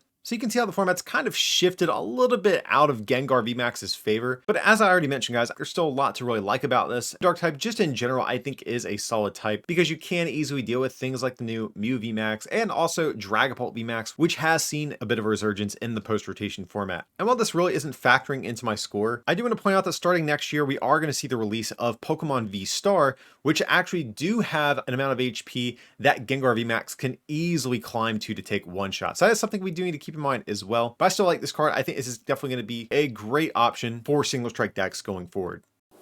Next up, guys, we have another Fusion Strike Pokemon. This is going to be Hoopa V. Hoopa V is a basic Pokemon, 220 HP, Grass Weakness, and a 2 retreat cost. Has this ability as long as this Pokemon is in play. It's both Psychic and Dark type, and it's only attack for 2 Dark, and a Colorless is 170, and put 3 damage counters on one of your Pokemon. So Hoop is a card that I initially liked a lot when I first saw this get revealed, but the more I've kind of put thought into it, the more I've kind of kept my initial enthusiasm in check a little bit. So first things first, this ability is really solid. A lot of good Pokemon are weak to both Dark and Psychic. So of course, things like Dragapult VMAX and the new Mew VMAX are going to be weak to Dark. And on the flip side, both of the Urshifu cards that I've been seeing plenty of play are weak to Psychic. There's no shortage of good Pokemon to hit for these weaknesses. And this attack is hitting right where you want it to be, really. 172 shots, anything in the format. And with things like power tablets, you can even creep this above 200 to still take those one-shots on opposing 2-prize Pokemon. Being a Fusion Strike Pokemon also, of course, gives this access to Elisa Sparkle to help power it up a little bit easier. There's other cards like Galarian Moltres and Energy Switch, or even the random Stage 2 Hydreigon if you really want to go that route to get this guy powered up. But yeah, it's a relatively efficient attacker, hits some good things for weakness, but really I don't think we're building around Hoopa V, because even though this attack is decent, I don't think this card is good enough to carry an archetype on its own. I definitely think this is going to be just kind of like a backup attacker in some sort of Fusion Strike deck. And if that's the case, more than likely at that point, we're cutting the sources of energy acceleration like Galarian Moltres, Turbo Patch, etc., whatever we might have been considering to power this thing up. And at that point, it's really difficult to actually get a Hoopa powered up in a single turn, because Elisa Sparkle is only going to cover one of the energies in this attack cost, plus our attachment for turn still leaves one additional energy unaccounted for here. So at that point, it's like, well, okay, we have Mew VMAX. We can copy our attacks instead. But then at that point, you're foregoing what I think is one of the primary draws to this card is this ability. If we're attacking with Mew VMAX, well, now we don't gain that bonus Dark typing that Hoopa gets on its own when we're attacking with this. So now we're in a weird spot where it's like, what deck are we even playing this in? And if we want to get this thing powered up in a Mew VMAX deck, we're going to have to either accelerate an energy onto this thing first turn with Mew V going second, or we're going to have to spend 2 turns to power this thing up. Like in theory, this card could help you in the mirror, but it seems really clunky to actually get set up for those matchups. And if our opponents play Hoopa V, you can deal with an opposing Hoopa with Genesect too. It has effectively the same attack cost and does more damage. So right now I'm just kind of left scratching my head a little bit in terms of how I'd want to play this thing. And who knows, maybe this is something we have to consider maybe in some other different types of decks out there. Maybe this can be a card that helps Eternatus come back. Being able to cover that pesky fighting weakness with this could be something nice. Of course, it would require things like Galarian Moltres and energy switches and all that good stuff, but that is an application we could maybe think about. But that's about where my enthusiasm for this card is going to end. So I'm ultimately going to land smack dab in the middle on Hoopa here. It's definitely a little bit awkward to potentially find a home for this guy, but if it does, I think this card could be really solid, as it has a ton of support in the card pool right now. So we'll have to see how this thing does. Next up, guys, we're getting a new Galarian Obstagoon in the set. It's going to be a brand new Stage 2 Pokemon with 170 HP, Grass Weakness, 2 Retreat Cost, and 2 different attacks that both only require 1 single Dark Energy. First attack is 30. You choose one of your opponent's active Pokemon's attacks. That Pokemon can't use that attack during your opponent's next turn. And its other one, the 60 plus 90 if your opponent's active already has any damage counters on it. So I think at a glance, Galarian Obstagoon actually does have a few things going for it. Sort of my rule for Stage 2 attackers is that they either need to be able to accelerate energy to themselves to take care of their attack cost, or they need to have single attachment attack costs and be able to two-shot most things in the game. I think Galarian Obstagoon actually kind of does that. Even though you do need damage counters on your opponent's active to get that 90 buff from its second attack, I don't even think that's a big deal just because, of course, Galarian Obstagoon has the benefit of evolving from the very solid Galarian Zigzagoon, which can put damage counters on your opponent. We have the Inteleon engine, we have Spike Myth, Old Cemetery, etc. So I really don't think getting the damage counter on our opponent's active is going to be that big of an issue. But even though I think you can two-shot Pokemon VMAX with Galarian Obstagoon, you aren't going to fare quite as well against two prize Pokemon, which is usually a requirement I kind of have for my stage 2 attackers in this day and age. And this first attack, I don't think really does Obstagoon too many favors either. Most decks are either playing high counts of switching cards, or they're playing something like an Inteleon engine that will allow them to search out their switching cards whenever they need them. And even if they don't have a switch, they can just hard retreat into another attacker and deal with our Galarian Obstagoon. And then there's still the issue that most Stage 2 decks have right now is that they are very susceptible to all the different spread and sniping attacks that exist in the format right now.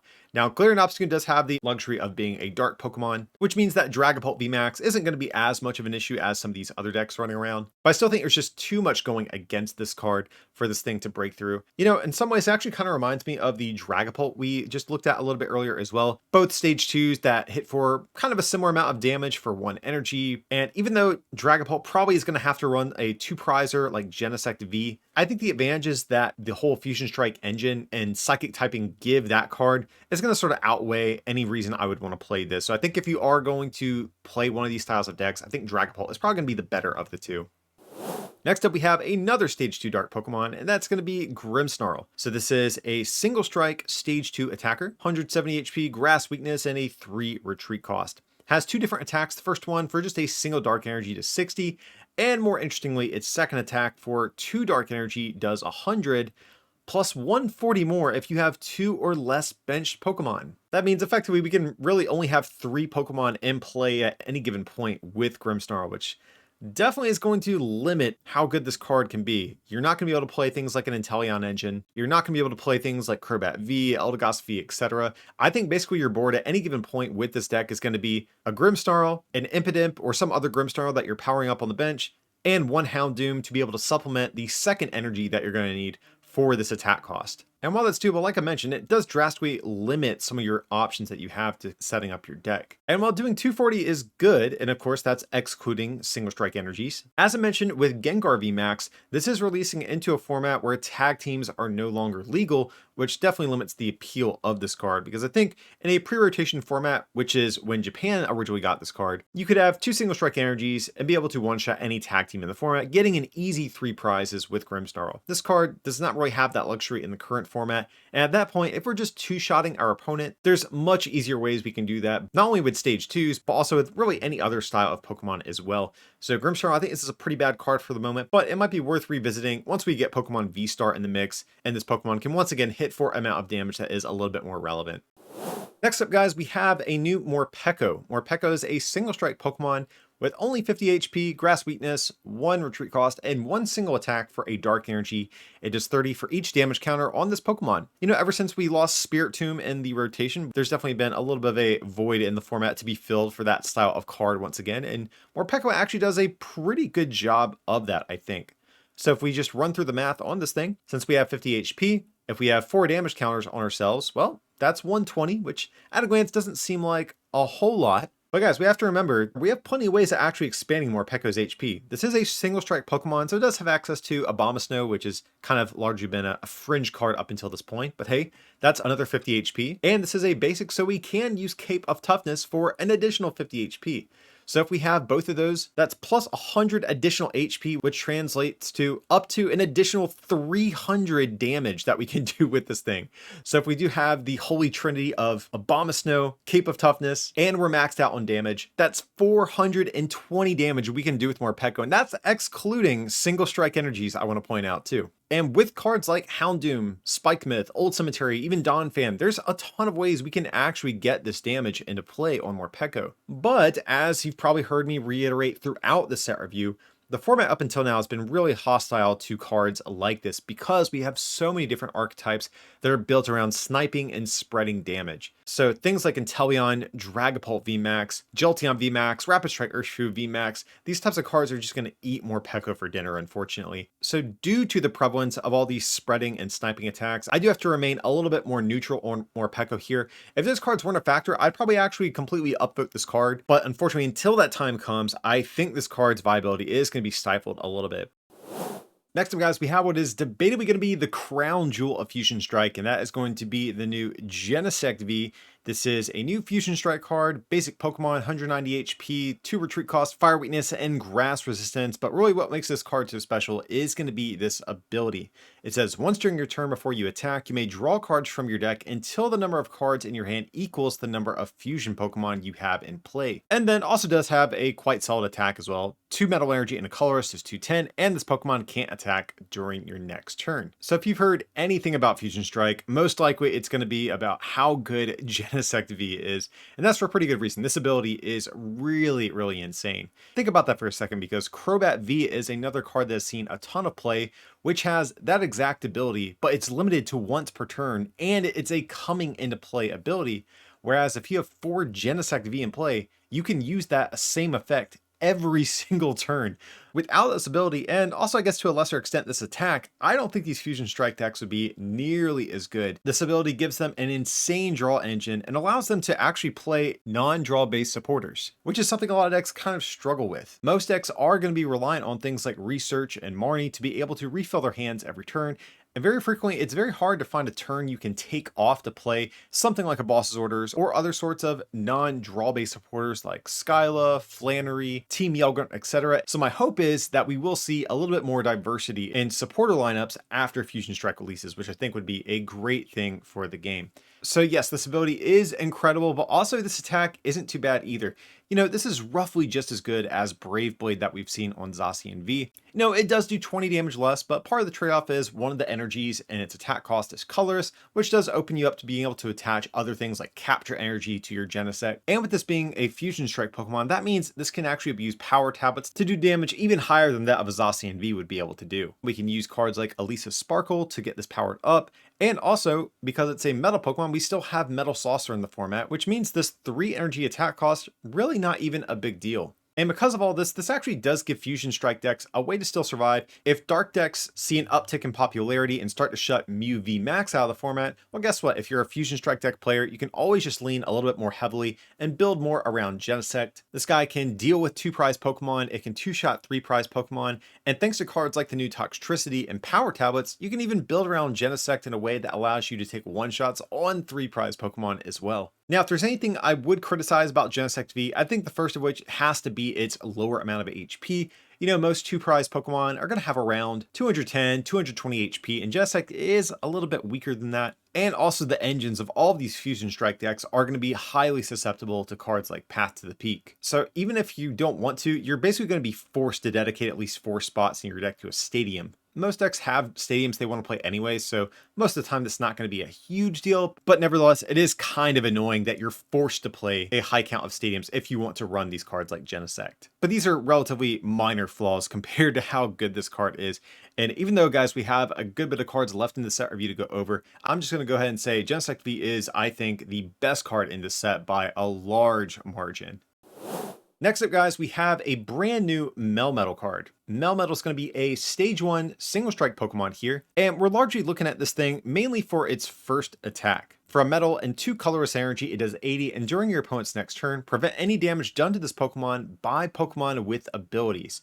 And its other attack for 1 additional Metal Energy does 150, and you discard an energy from this Pokemon. So you've actually seen these styles of walling attacks be good over the years. I think some of the more prevalent ones that come to mind for me are going to be cards like Jolteon EX, Glaceon EX. So there is some precedent set for this card to be able to see some play. And even though 80 damage is kind of a mediocre amount of damage, being a single strike Pokemon actually does do wonders for a Melmetal here. Not only can Houndoom accelerate energy to help you get a Melmetal powered up and attacking, the fact that it accelerates single strike energies also does fix a little bit of this card's math. It'll allow you to 2-shot 2 prize Pokemon, and unfortunately just 3-shot Pokemon VMAX. But hey, if they do happen to be a deck based around abilities, the 3-shot largely is kind of irrelevant at that point. Speaking of Houndoom, another thing I do actually like about Melmetal is that there's actually a lot of ways at powering this thing up.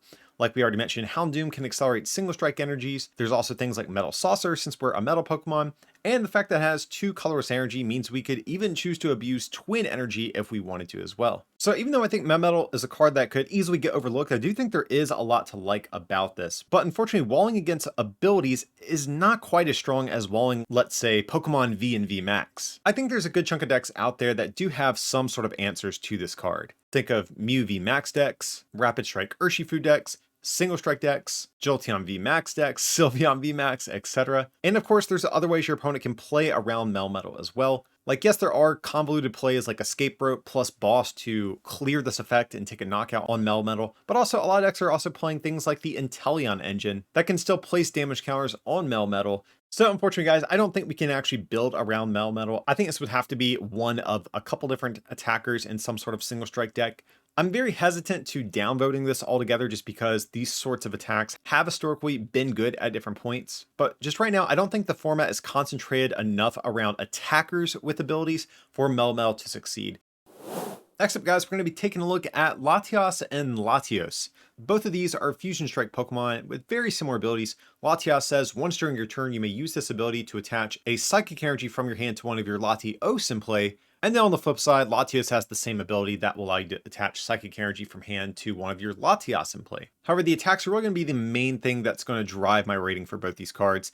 I think Latios far and away has the better attack here for a Fire, Psychic, and Colorless Energy to 70, and during your opponent's next turn, prevent all damage done to this Pokemon by attacks from Pokemon VMAX. And then Latios has this attack for 2 Water, a Psychic, and Colorless does 210, and you discard 2 energy attached to this Pokemon. So you can definitely see the card design here is trying to push both of these into some sort of Latios deck, which you can probably successfully get up and running. You know, between Latios and Latios, plus Elisa Sparkle, plus something maybe like Frostlass or even Turbo Patch to ensure you can chain your attachments.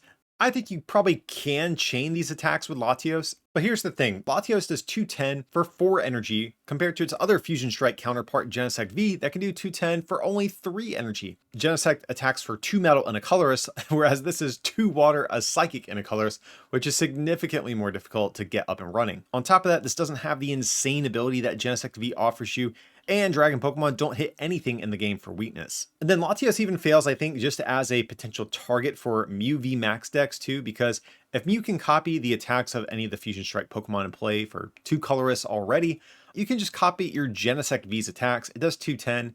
The slight upside to Latios, of course, would be that you can still attack with the same Mew on the next turn, since you're discarding your energy with Latios' attack, but I don't think that minor difference is going to be enough to really change things. If you're playing Mew VMAX, you're probably already playing Switch anyways, and that I think most of the time is going to be more valuable than a copy of Latios. Latios, on the other hand, I do think has potentially a place in Mew VMAX decks. Again, we're kind of just going to scrap the entire Latios deck idea. Both these cards on their own are not really strong enough, I think, to carry an entire deck, but Mew VMAX being able to use Dyna Barrier for 2 colorless energy is something I definitely do like. I think it's almost guaranteed that you're going to see Latios pop up in Mew VMAX decks specifically for this attack.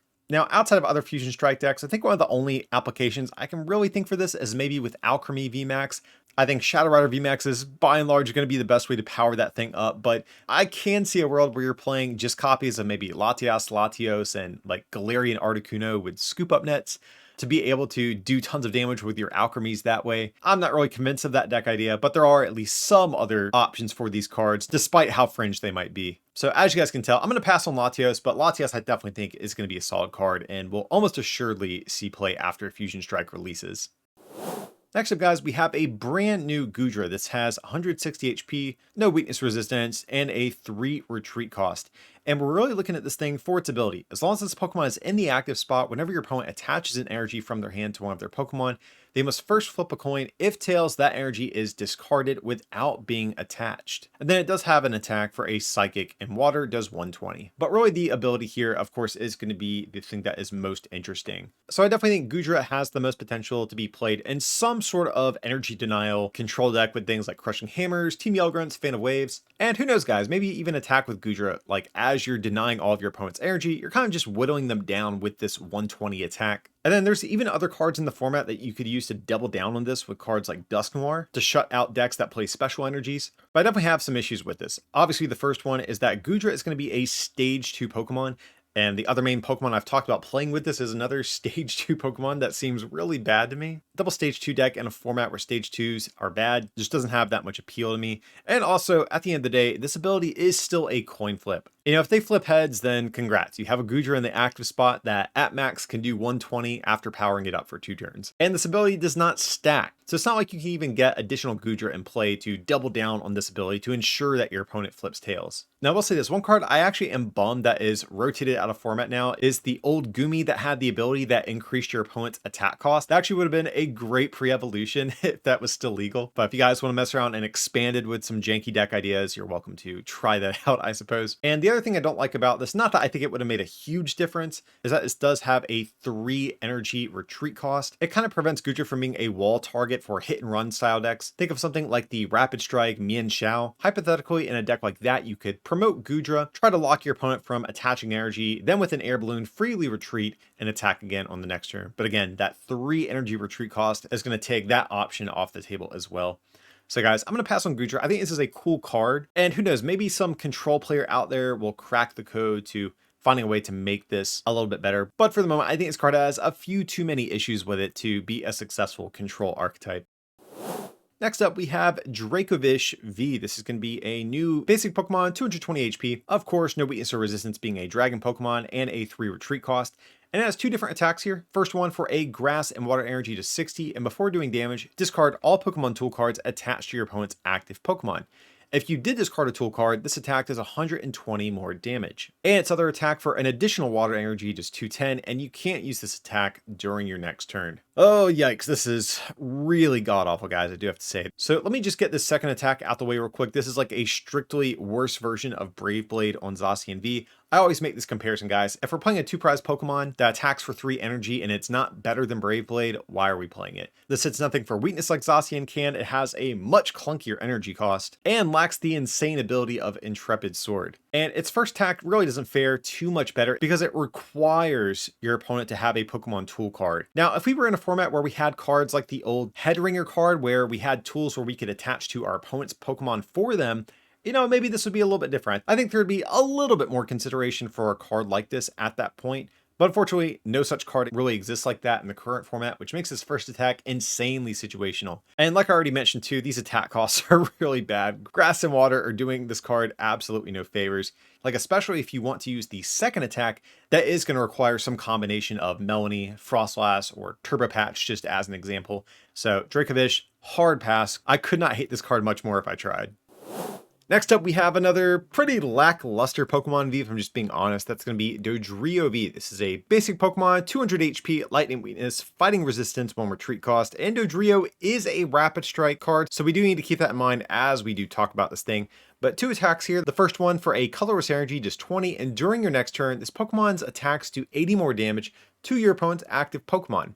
And then its other attack for 3 colorless does 160, and Dodrio takes 30 damage. So of course, being a rapid strike card does actually make Dodrio a little bit better, just because it will have access to things like rapid strike energy to get this thing powered up a little bit quicker. And while colorless doesn't hit anything for weakness, it is still a different type other than, let's say, your rapid strike Urshifus, in theory, giving your deck another attacker that gives you a little bit more type coverage. Dodrio also does hit for 160, which is generally a pretty good number. That's going to roughly 2-shot every Pokemon VMAX in the game, and depending on the archetype you're choosing to play Dodrio in, you might also be playing an Inteleon line, which could maybe fix the math against some of those 330, 340 HP VMAXs if you want to guarantee a 2-shot. It's colorless, so that also does give you a couple different ways to power this up. Of course, Rapid Strike Energy is going to be the big way to really cover the main part of this attack cost. But there's other things like Melanie, Galarian Moltres, and Energy Switch, Raihan, just to name a few cards. But if we're going to be investing 3 energy into a Rapid Strike card, I really don't see what Dodrio is offering over some of the other Rapid Strike Pokemon that are currently in the format.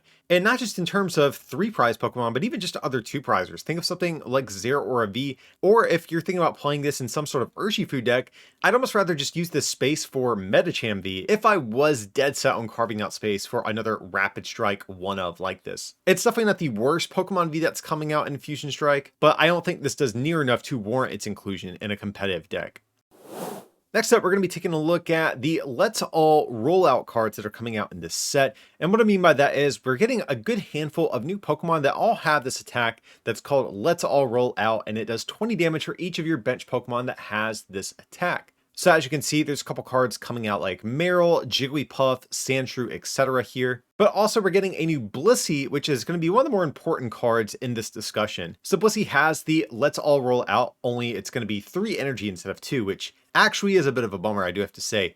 But it has an ability which is pretty interesting. It says each of your Pokemon with the Let's All Roll Out attack takes no damage from the attacks of your opponent's Pokemon VMAX. Okay, now that actually does make things a little bit more interesting for this potential archetype. We are in, generally speaking, a very VMAX heavy metagame. The other thing that does make this archetype a little bit noteworthy is the fact that there are so many different types of Pokemon with this attack, meaning that you can almost kind of build your Pokemon line in a way that exploits the popular weaknesses of what's popular in the meta at any different point. Now, we have seen decks like this over the years. One of the best, more recent examples at least, is going to be Mad Party with these sorts of gimmicky attacks that do more damage for all of the types of Pokemon with a certain attack.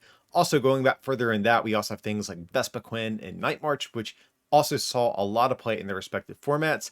However, this archetype I think is going to be a far bit worse, mainly because it's based on Pokemon that are on your field, not discard like those other archetypes, which means at any given point, you can only do 100 damage because it's 20 for every Pokemon on your bench, not even 20 for every Pokemon you have in play. Like, yes, I know we can wall against VMAXs thanks to Blissey, but we're only capping out at 100 damage. And that gives our opponent, I think, a good chance to power up a regular unevolved VMAX and maybe take out Blissey, for example, or just whatever attacker we happen to be leading the game with. And also, because we have to only have these types of Pokemon in play, that means we can't play anything like Crobat V, Kricketune V, Eldegoss V, the Inteleon engine. We are stuck with only these Let's All Rollout cards, and outside of Blissey, none of them have abilities, let alone abilities that are going to allow us to draw cards and make our deck more consistent. The only options we're really going to have at that point are going to be cards like Rose Tower or Lucky Egg to sort of supplement our draw power. And on top of that, guys, these attacks range from 2 energy to 3 in their attack cost. We can only play 4 twin energy in a deck. So if we run out of twin energies or we can't find one, we need other ways at powering up an attacker out of nowhere, which means we're probably going to have to play cards like Raihan, in addition to some copies of basic energy in the deck. And again, all this is just to do 100 damage. That just is not appealing to me at all, guys. It's always exciting to see these sorts of single prize decks pop up, but this one is definitely at nowhere near the level of some of the ones we've seen in the past.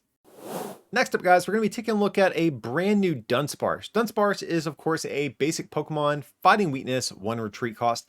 It has an utterly irrelevant attack, but it does have a pretty solid ability. It says each player's colorless Pokemon in play has no weakness. This is definitely simple enough, but I actually really do love this ability. This is such an easy Pokemon to slot into your deck. It doesn't evolve from anything, unlike the colorless Altaria we saw back from Roaring Skies, that actually did see play with roughly this same ability. 60 HP, while kind of on the lower side, at least does make this thing lovable, searchable. And there's a number of relatively decent colorless Pokemon that would like something like this. I think mainly looking at some of the fighting weak colorless Pokemon specifically, because fighting Pokemon have really been popular, really going back to even Vivid Voltage. We had Colossal VMAX at the time, and ever since we've seen other more recent cards like Single Strike Urshifu and Rapid Strike Urshifu really become mainstays of the most recent format. And one of the cards I'm personally looking forward to trying out with Dunsparce the most is Blissey V. I think Blissey V is a really cool card, but being weak to Rapid Strike Urshifu is like kind of the nail in the coffin for it. And even in this set, there is a very interesting, though admittedly maybe gimmicky, Greedent VMAX that we're going to be talking about shortly as well that's weak to fighting. And Dunsparce, like I said, is just such an easy way at helping remedy some of these issues these decks have. And even though this ability does apply to your opponent, well, if you're playing colorless Pokemon, you're not hitting anything for weakness anyways, so getting rid of your opponent's weakness isn't really doing them any favors. So Dunsparce, I think, definitely has a chance to breathe some life into some of these maybe forgotten about Pokemon VMAX that we've seen. And as long as the Urshifus remain viable options, I think this will be a great tech for colorless decks going into the future. Next up, we're taking a look at another Gen 2 basic Pokemon. This time it's going to be Smeargle, and guys, this might be the best looking Smeargle of all time. Definitely curious what you guys think, but I absolutely love the art on this card. I know it's a side tangent, but just wanted to briefly highlight this. Love the way this thing looks. But this is a Fusion Strike card with two different attacks, and the first one is really the one that matters here. For one colorless energy, you choose up to 2 Fusion Strike trainer cards from your discard pile, show them to your opponent, and put them into your hand. This definitely evokes vibes of the old Sableye all the way from Dark Explorers with the Junk Hunt attack, being able to pick up 2 item cards from your discard. You know, in one aspect, Smeargle is even a little bit better because you can get any trainer card. It doesn't have to be item. But of course, the obvious downside to this attack is it's limited exclusively to Fusion Strike cards, which there are very few of for the moment. And that's really where I kind of lose interest in Smeargle. I think probably your best options with this are going to be the ones I have pictured on screen, with Cross Switcher probably being the main one we want to focus in on. I've seen some people online talk of a theoretical Smeargle control deck where you basically just try to Cross Switcher and Gower Mine your opponent like every turn and just try to strand them and mill them. And then every time you Cross Switcher, you just get both of them back into your hand to be able to use on the next turn if your opponent does break out of your lock. Now, I think I've said this earlier in the set review, but I am not a big control player, guys, so I'm probably, in all transparency, not the one you should look to try to break the next big control archetype. But I will say that doesn't appeal to me too much, just because I think ultimately this attack is a little bit too limited in terms of what you can get back. You know, if we think back to cards like Oranguru from Ultra Prism that had kind of a similar vibe as this, you could get any 3 cards from your discard and put them on the bottom of your deck, giving you a lot of flexibility in terms of how you want to approach your next couple turns. Smeargle, on the other hand, looks to be a lot more linear as a potential controlling archetype, just because your game plan every turn is get back 2 switchers. So I definitely think if this does pop up and see play as some sort of control archetype, you would need to play something else in addition to this to make sure you have other ways of expediting the mill and deck out strategy that you're going for here. You know, we did look at the Feraligatr earlier in the set review, which I do admit is pretty much trash, I think. And we really don't have anything that's on the same level as something like Belba Bryson Man to help mill your opponent's deck a little bit quicker. So I'm just kind of left looking at Smeargle like, I don't really know what to do with you. And that definitely could change. I do want to point that out, guys. If we get something that's kind of like a reprint of Belba Bryson Man or Team Rocket's handiwork, yeah, maybe we can talk about Smeargle again. But right now, I just don't think there's enough here to make this a fully functioning control archetype. And outside of control, I don't see you playing this in your other Fusion Strike decks like Mew VMAX, just because this attack is pretty slow. And, you know, outside of maybe just having a really rough Professor's Research that forces you to discard a couple of your cross switchers or something like that, or power tablets early on, I don't see too many times in the game where you'd really want to make use of this. I'm going to have to pass on this one. And for our last Pokemon of the set review, we are at least going to end things on another VMAX. That's going to be Greedent VMAX. And this card is really, really cool. And I ultimately kind of wrestled with how I wanted to score this thing, but let's take a look at it. So we do have a new Greedent V, which at least does have paralysis on a coin flip, so not awful. And its other attack will allow you to draw some cards, though I really don't think we want to invest 3 energy to attack with a base form Greedent V. But looking at the Greedent VMAX, of course, things get a little bit more interesting. A lot of standard stuff here, 320 HP, fighting weakness, and 3 retreat cost. And its first attack is kind of an extension of what its base form does, you know, but this time it's 160 and draw 3 cards. That's largely going to be a 2-shot on a lot of things in the format, while again netting you some additional cards in the process. But the attack that has had a lot of people talking about this thing is going to be its first attack for 2 colorless energy, just 30. And if your opponent's active basic Pokemon is knocked out by damage from this attack, take 2 more prize cards. Okay, you have my attention, that's for sure. So that means if we're knocking out a Pokemon V with this attack, we're getting 4 prize cards for 1 attack. That's kind of nuts. Now, of course, as you can imagine, the trade-off here is they have to only have 30 HP left, and sometimes it can be kind of tricky to get them down to that amount of HP. So the big way a lot of people have been talking about with this card is going to be the new Galarian Cursula that's coming out in the same set as well, which for a Psychic Energy can put a Pokemon from your opponent's discard onto the bench and put them down to 30 HP. So of course you do that, then you use something like Toy Catcher or Boss's Orders on the following turn to bring them up, knock them out with Greedent, get 2 more prize cards. So, you know, on paper, it looks like your path to victory would be 2-shot a Pokemon with this second attack. Then after that, bring something up on the bench with Cursula. And then on the following turn, close out the game with big stocks. So in 4 attacks, you win the game. Now, I definitely have some pretty big reservations when it comes to using Cursula ingredient together specifically. Cursula is going to lock you into using either Psychic Energy or Aurora Energy at least. And to power up this second attack with Gradient VMAX, you need 3 energy. So at that point, you are going to need to play additional things like Shadow Rider Calyrex VMAX or like Galarian Articuno and energy switches if you want to be able to reliably set up this second attack pretty quickly. But since we're a colorless Pokemon, we also want to use some of these special energies that exist, like powerful colorless energy, which really might help out an attack like this, or other things like capture energy. But if we start playing some of these very strong special energies, well, that's going to dig into our consistency for psychic energies if we do choose to accelerate them with, again, something like an Articuno or a Shadow Rider Calyrex. And I think the final issue I have with the Cursula route is that if you put a Pokemon on your opponent's bench, they can actually just evolve into its VMAX on the following turn. And suddenly you can't actually pull off this whole wombo combo. Like, I guess if you really want to at that point, you could try to play Bayonet as well to de-evolve your opponent, but we're just getting silly at this point, guys. You know, until we maybe get a more efficient way at powering up this second attack on Gradient VMAX, I almost kind of want to just abandon the idea of using this second attack altogether, and maybe instead play this in some sort of Melanie-based deck. Just because getting 3 energy on a Gradient VMAX is slightly too much to ask for, I think, but getting 2, not a huge deal. And I think you could use other things, maybe like Suicune V just as an example, or even Ice Rider Calyrex VMAX to soften up your opponent's Pokemon, and then of course clean up those knockouts with Gradient on following turns. And if we do decide to go the Melanie route, if we're playing that whole engine already, more than likely we're playing Inteleon, and Inteleon can actually help fix the math for this attack. But even still, the part where this has to be a basic is one of the most annoying parts about this card, I think. You know, if we were still in a format where most decks support Pokemon of choice was going to be things like Crobats and Eldegoss, I would like this attack a little bit more because we could actually abuse things like Echoing Horn to guarantee we can get this Pokemon into play. But most of the Pokemon V that we're seeing right now are evolving into Pokemon V Max. And I just think most of the ways we have at manipulating Pokemon V onto our opponent's field are going to give them an out to being able to evolve and thwarting your whole sort of strategy you're trying to build with Gradient. So that's where this attack kind of loses me, and that's why I'm ultimately deciding to downvote this thing.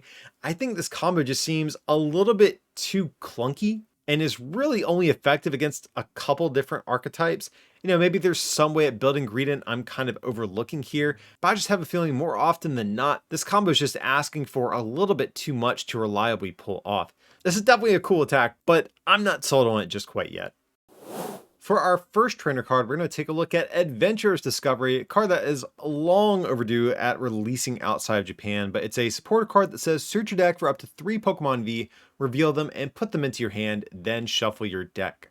So typically, these styles of cards aren't that great. I will admit that up front. Typically, they are a little bit slow. You usually only want to see them in the early portions of the game, which means you have to play a heavy count of them. And then if you don't hit the cards in the early portions of the game, you have a bunch of dead cards in your deck. But Adventurer's Discovery is a little bit unique because it is not limited to basic Pokemon, which is the thing that I think might save this card in the long run. It says you can get any 3 Pokemon V, which means not only base form Pokemon V, but also things like Pokemon V Max as well, which means that even in turns 2, 3, 4, 5, you can still get value out of this card if you want to find your evolutions. And the other thing that is good about this is the fact that we do actually have several consistency boosting Pokemon V in the game as well. I think the big obvious one is going to be Crobat V. So in theory, you could grab maybe 2 pre-evolutions and a Crobat V to still draw some extra cards for turn, which kind of mitigates the big downside to cards like this because they usually are so slow and don't allow you to see near as many cards as something like a Professor's Research would. So just looking at our format right now, some of the decks that might theoretically want to abuse something like this could be single strike decks, as they not only play Crobat V, but also play multiple VMAX evolution lines, especially if you're a variant that's playing Umbreon VMAX in your deck. I think this card gives you a little bit of extra value because essentially this card becomes partially a boss's orders at that point. I think one of the big decks that's kind of died off in recent months that would have loved this card several months ago is Eternatus VMAX. for very obvious reasons. You want to play Crobat V almost every turn. You want Eternatus VMAX. You want Umbreon VMAX. In a way, it almost feels like this card was built just for Eternatus. Eternatus hasn't been seeing much play, I think largely due to the prevalence of things like Path to the Peak, and also to a degree the prominence of some of the fighting Pokemon in the format. But this is definitely a card that could give that archetype a bit of a boost going into the future. And the other big archetype that's been relevant a little bit more recently than Eternatus has probably been Shadow Rider Calyrex. That's another deck that just wants to swarm Pokemon V and V Max into play. So you guys can tell I'm pretty enthusiastic about this card. I definitely think this card was better pre-Chilling Reign when a lot more engines were built around multi-prizers like Crobat V, as opposed to the Inteleon engine that's been so popular in recent memory. But I still think there's enough decks that would consider this that has me cautiously optimistic about this card. Our next trainer card is going to be Battle VIP Pass. This is an item card that says you can only use this on your first turn, and then search your deck for up to 2 basic Pokemon and put them onto your bench, then shuffle your deck. So I'll admit, guys, this was a card that I actually initially downvoted pretty quickly when I was making my set review, but after getting in some games with this card, I've actually since changed my tune and I had to go back and change the rating on this graphic. And originally why I was so down on this card, of course, is because of the first part of this card that limits you to only using it on your first turn. A lot of these cards usually aren't very good. We've been seeing a ton of supporter cards getting printed with this sort of clause on the card, and largely they haven't really caught on. But one of the things I really like about VIP Battle Pass is that you can use this going first, whereas, of course, in the case of supporters, you cannot. Those cards are essentially like only limited to your first turn if you go second, which is much worse than this. Also, if you do go second and play a different supporter card, you can still play Battle VIP Pass, whereas in the case of these supporters that I'm kind of alluding to, they don't have such an option at their disposal. And being able to search your deck for any 2 basic Pokemon is really strong. I've been experimenting with this, of course, in Fusion Strike decks. That's going to be the big application I think people are going to be thinking of with this. The Fusion Strike decks all sort of want to swarm their bench with a ton of Pokemon, and if the Peony engine, which is what I've been playing this with, does start to catch on, this card actually becomes really sick, because if you are going second and you are opening with a Peony, you can actually guarantee finding Battle VIP Pass. Of course, if you don't, this is going to be one dead card floating around in your deck, but I've been finding this card is much more consistent than I initially gave it credit for, especially because you can get away with only playing 1 copy in your deck. So I've changed my tune, guys. I initially hard downvoted this thing, but I have to say I've changed my tune. Even if this isn't going to be like a staple like Quick Ball is, I think if nothing else, this is going to be a consideration for your Fusion Strike decks that happen to be playing Peony. Keeping with the theme at looking at different Pokemon search trainer cards, we have Chili, Silent, and Cress. This is going to be a new Fusion Strike supporter card, and it says search your deck for up to 3 Fusion Strike Pokemon, reveal them and put them into your hand, then shuffle your deck. So a lot of my commentary for this card is actually very similar to that of Adventurer's Discovery. Again, usually the issue with these cards is that they only search for basic Pokemon, thus forcing you to play very high counts of the card to find it on turn 1, and is relatively useless on subsequent turns. Yet again, this is a supporter that avoids that because this says Fusion Strike Pokemon, meaning you can even grab your evolutions like your Mew VMAXs, your Toxtricities, your Dragapults, and that gives a card like this utility throughout basically the course of the entire game.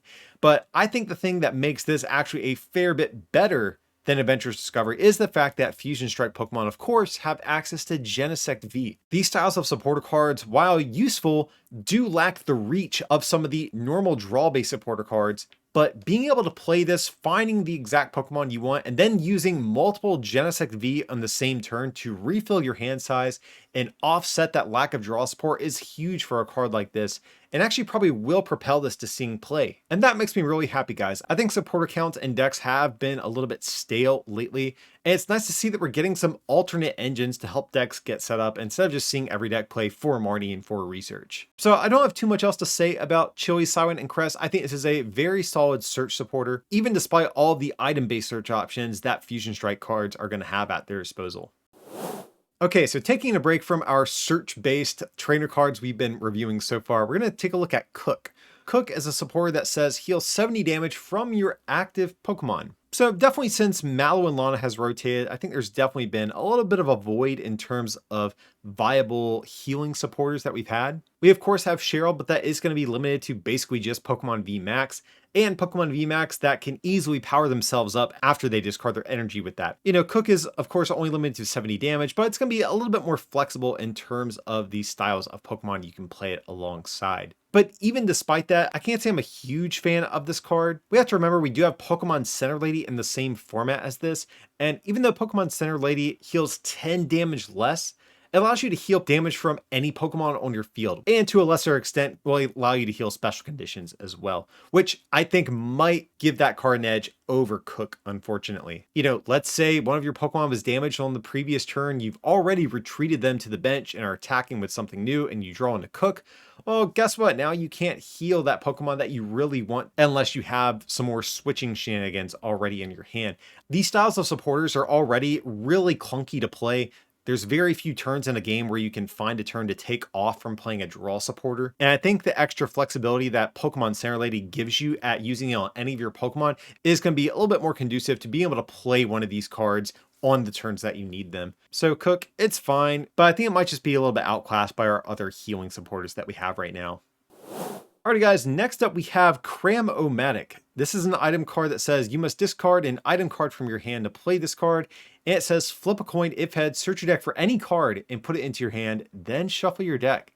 So I gotta say guys, I was juiced up when I saw this card originally. I thought this was sick until I realized it said you have to discard an item specifically from your hand. I thought this just read discard a card from your hand in order to play it, and I was hype about this thing. But the fact that you have to discard not only a trainer card, but specifically an item, I think might make this card a little bit too situational to be able to see play. Because otherwise, I think this card would have been sick. We've seen people play things like Order Pad back from, I think it was Ultra Prism, for a very similar style of effect, and Cram-O-Matic really would have filled that same sort of role. Being able to search your deck for any card off an item here is really good, but it's a coin flip and you have to have another item already in hand. And of course, half the time you can use it, it's not even going to do anything. So I have to pass on Cram-O-Matic. This card was almost a slam dunk, but yeah, just the stipulation of being forced to discard an item card is going to be too big of a hurdle, I think. Next up, guys, we have another Fusion Strike trainer card. This is going to be Cross Switcher, a card we've already, I think, mentioned a couple times throughout this video. But it's an item card that says you must play 2 copies of Cross Switcher at the same time.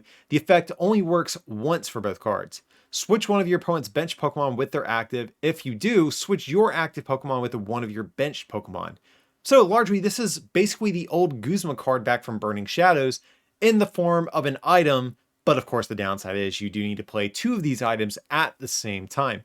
So kind of like a mixture of Guzma and the more recent Custom Catcher that we lost in the previous year's rotation. Guzma, one of the best supporter cards in the history of the Pokemon TCG. Custom Catcher, also a card that did see a good bit of play all the way up until Boss's Orders was finally printed. So you would think my rating for this card would be pretty easy to come to. This should be an easy home run, if you'll excuse my repeated sports metaphors throughout this set review. But here's the thing, guys. If we look back at Custom Catcher, initially, the card actually didn't do a whole lot when it came out, because at the time we still had cards like Guzma in the format. The card really didn't see play until Green's Exploration-based deck started to become a thing, because they could easily search out the 2 Custom Catchers when they needed them, and a lot of the times that would be easier than playing a Guzma for turn. And then after Guzma rotated, we saw decks playing Custom Catcher for a while, until we finally got Boss's Orders like I already mentioned. But right now we have Boss's Orders. Right now we even have other things like Umbreon VMAX in the format to gust things with abilities. And one of the things that Custom Catcher had going for it that this does not is that Custom Catcher allowed you to play it even when you just had 1 copy in your hand. Granted, it only allowed you to draw until you had 3 cards in hand, but hey, that still allowed you another way to play the card even when you couldn't find both of them at the same time. These new Fusion Strike items like this don't really have that extra benefit. So until Boss's Orders rotates,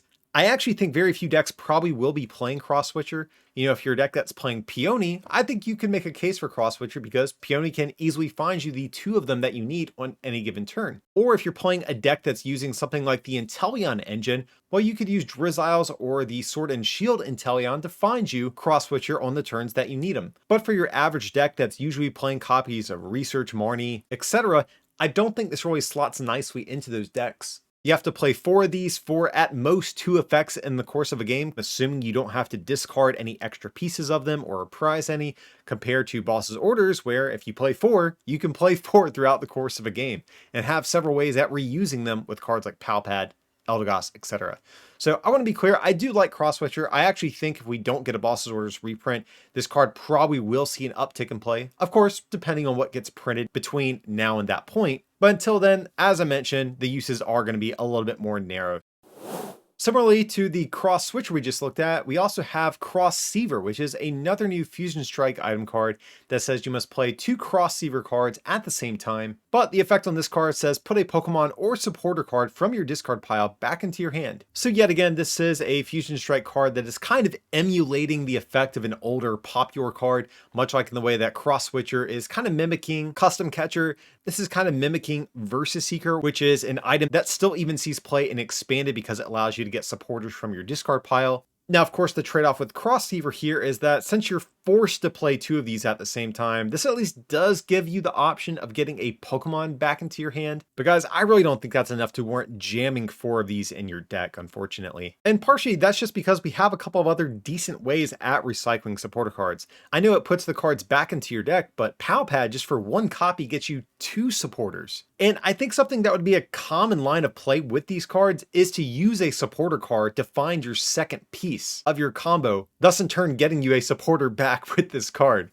Which then kind of begs the question, why am I even playing this? If I have to play a Peony or a Skyla to find the second piece of this combo, why am I playing these at all? I really do think this card would have needed to be like put a Pokemon and supporter, or maybe put 2 supporters into your hand. But as the way the card is worded right now, I think this is going to be very weak.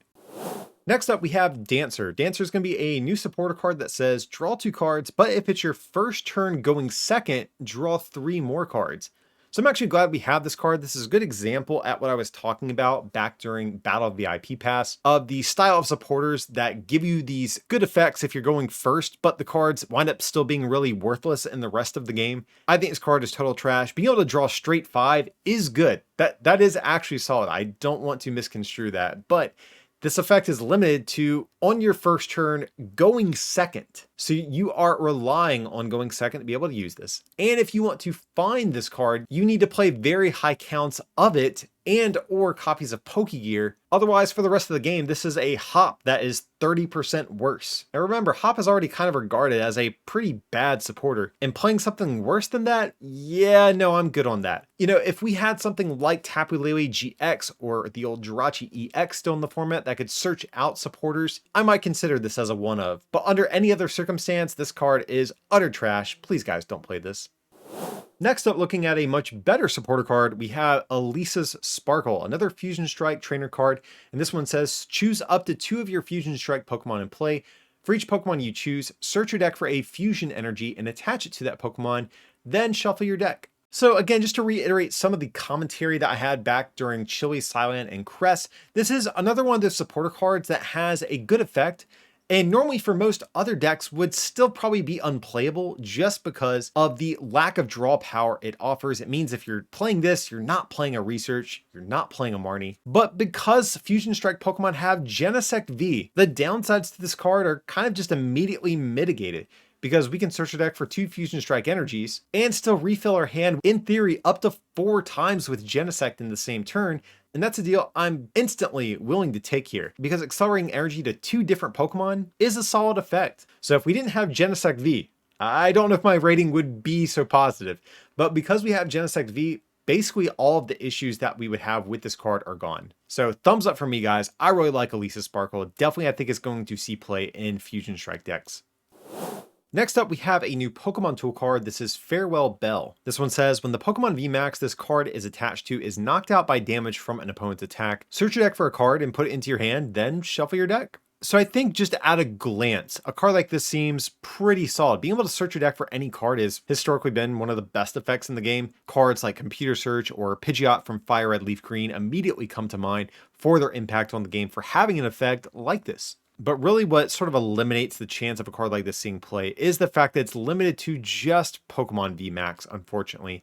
And the reason I say that is if we're playing a Pokemon VMAX deck and your opponent knocks out a Pokemon VMAX, yeah, you can use this. Search your deck for any card. But that's the only time you can use this, because if your opponent knocks out a second VMAX, then they just win the game anyways, so this card is kind of irrelevant. I think the only real exception to this is going to be something like Garbodor VMAX, because you could play, in theory, Hero's Medal and Farewell Bell if you really are dead set on it. Mew VMAX, not the best card in the world. Maybe if that changes, my tune on this card will also change. But, for the moment, that is definitely, I think, the best of the options that we have right now. And I think cards like Tool Jammer and Tool Scrapper are kind of common right now as well. And this is a very reactive tool card. You are waiting on your opponent to activate this for you, compared to other more proactive cards like Air Balloon that allow you to just immediately gain use from them. So I think if I were to play a card like this, I'd just play Lucky Egg, guys. You can put it on any of your Pokemon. So if your opponent knocks out maybe your Sobbles or some of your unevolved Pokemon VMAX, you can still get some effects from that. And largely speaking, I think that's going to fill the same sort of role as a card like this would. I definitely think this card is a trap. I know it seems enticing at first glance just to get any card, but skip this one. It's not worth it. Next up, we have a reprint of a fan favorite card. That is going to be Judge. This is a support that says each player shuffles their hand into their deck and draws 4 cards. So we've seen Judge pop up over the years and actually see success in a number of different competitive decks. And now it's coming back here in Fusion Strike, but I do think this card is a little bit weaker in today's format than what it previously would have been. Not because of any weird power creep in terms of draw, but really just because I don't think there is as much of a reason to play Judge since we have Marnie in the format right now. Marnie has become a staple in almost every deck right now, since it not only offers kind of the same disruption aspect as Judge does by putting your opponent down to a 4-card hand, but Marnie allows you to get 5, which of course is stronger than what Judge gives you. And so I think for the overwhelming majority of players, they're gonna probably just favor Marnie most of the time. Now, however, that's not to say there aren't situations where Judge is better, because it is better in very select situations. So let's say your opponent is playing a Ranguru, and at the end of their turn, they are putting a supporter back on top of their deck to ensure that they can still draw into a draw supporter if you Marnie them. Well, Judge randomizes their entire deck, kind of eliminating those plays. Similarly, let's say you're a stage 2 deck. For some reason, you're playing Judge and you're a stage 2 deck, but go along with me for a second, guys. If you have your rare candy in hand, you really don't want that at the bottom of your deck. You really would prefer to shuffle it into your deck to try to redraw it along with your stage 2. Marnie, however, of course, takes that option away from you. Also, if you're a deck that maybe wants to match hand sizes with your opponent to do some extra damage, Marnie does at least require you to play down one of those cards if you want to do so. With Judge, you don't even have to touch the cards that you draw back into. And that's actually one of the main reasons why Judge has seen play in the past. I think most notably with Yanmega Prime. That was a very popular deck back during the Heart Gold, Soul Silver era. Now, however, I don't think we have anything that's that viable in the format right now, thus kind of leaving Judge here to compete with Marnie, and most of the time, I really just don't think it can, guys. So it's not that Judge is a bad card, but it just probably won't see a whole lot of play until Marnie rotates at least. Once that happens, I'll be happy to revisit Judge, but for the moment, I think this is largely going to be binder fodder. Next up, we have the final of the Fusion Strike trainer card. That's going to be Power Tablet. I think we saved the best for last, debatably here. This is a new item that says, during this turn, your Fusion Strike Pokemon's attacks do 30 more damage to your opponent's active Pokemon before applying weakness and resistance. No doubt if you've heard anything about this set, you've heard about the new Fusion Strike cards, and this is one of the ones that makes them so enticing to begin with. This is kind of a pseudo reprint of the old Electro Power, and this effect is largely just as good once it comes to Fusion Strike Pokemon. Now, this might be controversial, but I actually will say I do think this card is slightly worse than Electro Power, though, just because this is limited to only one very small select class of Pokemon. And also, too, with Pokemon having 320 plus HP now, I do think the 30 damage increase is going to be slightly less impactful compared to when Pokemon only topped out at 270-ish HP. It's definitely possible to take one-shots with Power Tablets, but it's just going to be a little bit harder since the HP ceilings have kind of increased since Electro Power. But guys, I'm basically just playing devil's advocate with myself at this point. The card is still great. It's going to see play as a 4 of in essentially any attacking Fusion Strike deck. And as I've said a few times in this set review as well, looking down into the future, once we get some Pokemon V-Star released with lower total HPs, this is a card that's going to get even better for Fusion Strike decks, as they can more easily inch up to that 280-ish HP mark. Big fan of this card. Love the artwork on this thing as well. It looks absolutely gorgeous. Definitely pick up a playset of Power Tablets if you're thinking about playing Fusion Strike cards. For our next supporter cards, we're going to check out Schoolboy and Schoolgirl. Very unique pair of supporter cards here. Schoolboy says draw 2 cards, but if your opponent has 5, 3, or 1 prize card left, draw 2 more cards. Schoolgirl, largely the same, but if your opponent has 6, 4, or 2 prize cards left, draw 2 cards in that instance. So very similar to the Mr. Mime GXs we saw during the Sun and Moon era that had an ability that blocked damage if your opponent was on evens or odds, depending on which Mr. Mime you were playing. Those cards did absolutely nothing while they were legal. I will point out, if that tells you anything about the viability of these cards. And while I do think that's true, I think largely speaking, these cards are pretty awful. I actually do think there is a chance for Schoolgirl specifically to see some play. You know, I think a lot of the times it's going to be very difficult to force your opponent into 5, 3, or 1 prize cards. But if you're a 2 prize deck, let's say some sort of Zacian Zamazenta deck, just as an easy example, your opponent's almost always going to be on 2, 4, or 6 prize cards because you're playing a 2 prize deck. And at that point, just having a straight draw 4 every turn honestly isn't that bad. And one thing I have noticed about a few cards from some of the recent sets is that some of them, let's say like the ball juggling deck that came out a couple sets ago as an example, want supporter cards that expand your hand size rather than just dumps them. And we really don't have too many great supporters like that right now. Not that these fix that, but it is nice to at least have more options like that in the game.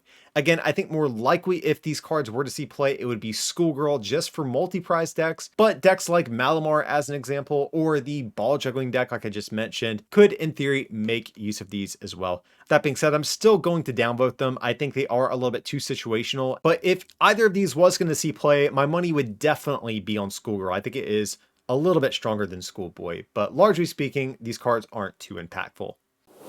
Next up, guys, we have another supporter reprint. This is going to be Shauna. Shauna says, shuffle your hand into your deck, then draw 5 cards. And much like the other supporter reprint that we got in this set, I also don't think Shauna is going to be that impactful, unfortunately. Now, if this was a Cynthia reprint, I would be all in on this card. I love Cynthia. Debatably my favorite draw supporter of all time, if I'm just being honest. But shuffling your hand into your deck and drawing 5 is just barely not strong enough, I don't think. Shauna has seen play, to be fair, over the course of the Pokemon TCG, but if you look back to when it did see play, it doesn't actually paint an encouraging picture for this. One of the times it saw play was because literally all of our draw supporters, other than the equivalent of Professor's Research, rotated. And this was one of the only options we had to play. So some decks played this out of pure desperation. But because we have a relatively solid, though somewhat small, pool of draw supporters right now, means that Shauna probably is not going to see much play. Like I said, I would love a Cynthia reprint. That would definitely give Evolution decks, specifically Stage 2 decks, a nice nudge in the right direction. But Shauna is just not going to cut it, unfortunately. For our next supporter, we're going to be checking out Sydney. That says, your opponent reveals their hand, discard up to 2 of any combination of Stadium, Special Energy, or Pokemon tool cards that you find there. So if we think just for a second, the cards that are in the card pool, we actually have a very Stadium heavy format right now. Almost every deck is playing 3 to 4 Stadium cards. Special Energy is very prevalent in a number of different archetypes. Think of Horror Psychic Energy, Capture Energy, Rapid Strike Energy, Single Strike Energy, though that one's probably not quite as impacted in the same way these others are. Fusion Strike Energy, etc. And then Pokemon tool cards, we just have, I would say, kind of an average amount. Air Balloon and Tool Jam are going to be among some of the more prevalent ones that we have in the format right now. So those are probably the least impacted of these different card types, but there is definitely going to be a good chance your opponent has Stadium and or Special Energy cards in their hand, that's for sure. But you better believe that if Control does start to creep back into the game, this is definitely going to be among one of the cards they are going to be considering. Now, if you guys are looking for specific combos with Sydney, I'll at least mention a couple. We do, of course, have Fan of Waves in the format, which actually does combo kind of nicely with this. You can fan a Special Energy back in your opponent's hand to guarantee a target there for Sydney, then immediately discard that Special Energy.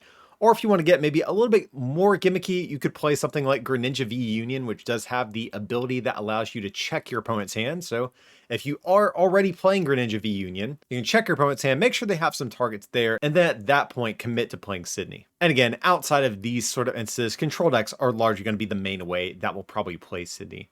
So I'm going to remain neutral on this thing. I think it's a little bit limited because control and mill decks have been on the decline. So this card might not see a whole lot of play until that changes. But once it does, Sydney is probably going to be a card that creeps into the game. Next up, we have our only stadium of the set, and that's going to be Skater's Park. It's a stadium that says, whenever a player's active Pokemon retreats, that player puts any basic energy used to pay that retreat cost into their hand instead of the discard pile. So this is another trainer card we're getting in Fusion Strike that is kind of like a modern reinterpretation of an older card. And the one I'm referring to here is going to be Dashing Pouch back from, I believe it was Crimson Invasion. It was a Pokemon tool card that essentially did the same thing, and that was a card that saw really no play its entire lifespan. The only deck it really saw play in was a Rogue Gorgeist deck, which, side note, actually was a ton of fun. I was a big fan of that deck at the time. But outside of that, the card was completely outclassed by cards like Floatstone or Switch at the time. And if we look at the current card pool, we have cards like Air Balloon, Scoop Up Net, Switch, even the new Cross Switcher. And then there's Skater's Park here. I think this is very, very low impact by comparison. I think if we were attempting to play something like this would be mainly as a counter stadium for like Path to the Peak in a deck that doesn't really have another stadium card that particularly fits well. And if the argument to play this card is, well, there's nothing else that's actually good I can play, I may as well play this, is not a very compelling argument, I don't think. So I think most of the time you don't really particularly want the energy you're retreating with to go back into your hand. I think most of the time you would prefer the energy to just stay on to give you an option to attack with the Pokemon you're retreating with at a different time in the game. So yeah, overall a very weak stadium card, definitely not among one of my favorites.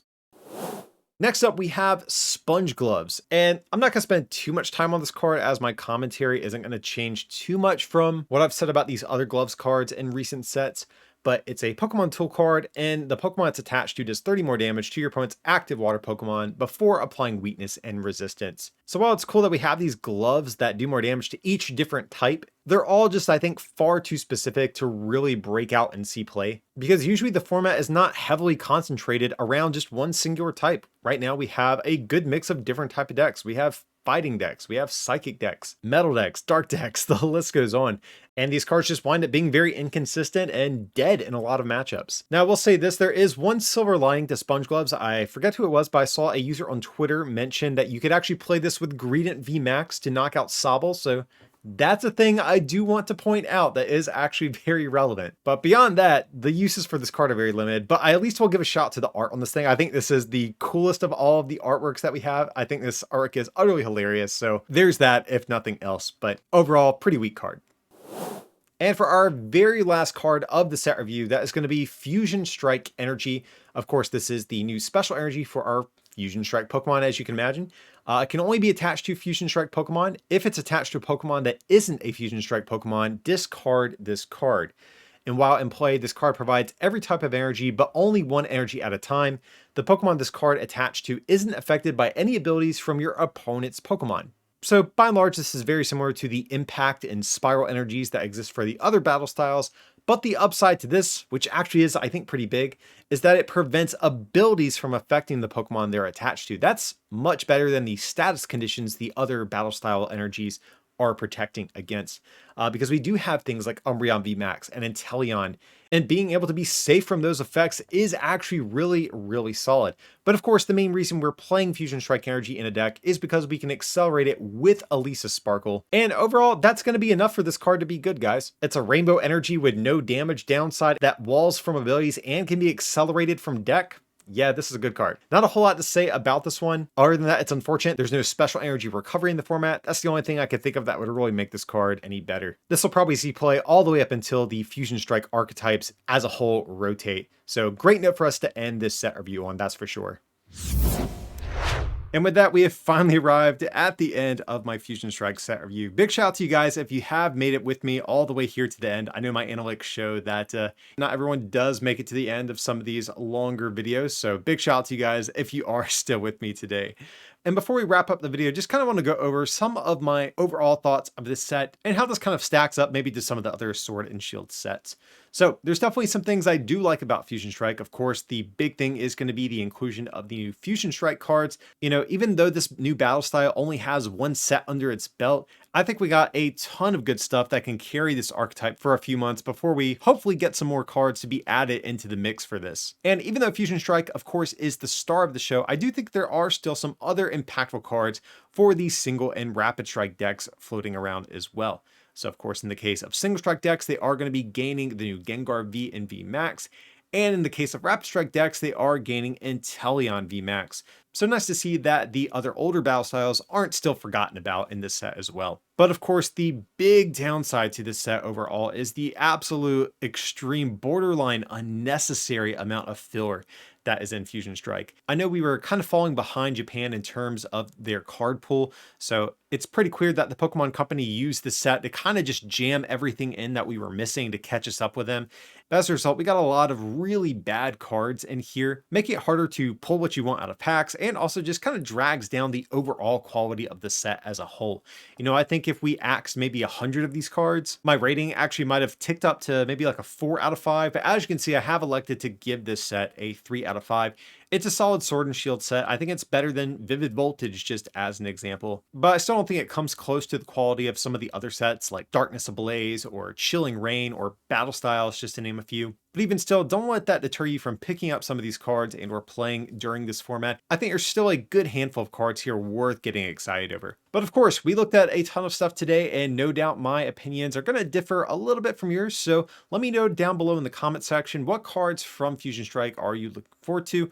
Are there any cards you thought I was maybe a little too harsh on, or others that I was maybe too soft on? Let me know your full thoughts down below. But if you guys did enjoy today's set review, of course, be sure to smack that like button, subscribe, and ring that bell for notifications. That way you'll stay up to date with the rest of my Fusion Strike content. Or if you want to take your support to the next level, you can also become a patron at patreon.com/rarecandytcg, or pick up some merch over at rarecandytcg.com. Links to those will be down below in the description. But as always, thanks so much for watching, and I'll see you next time.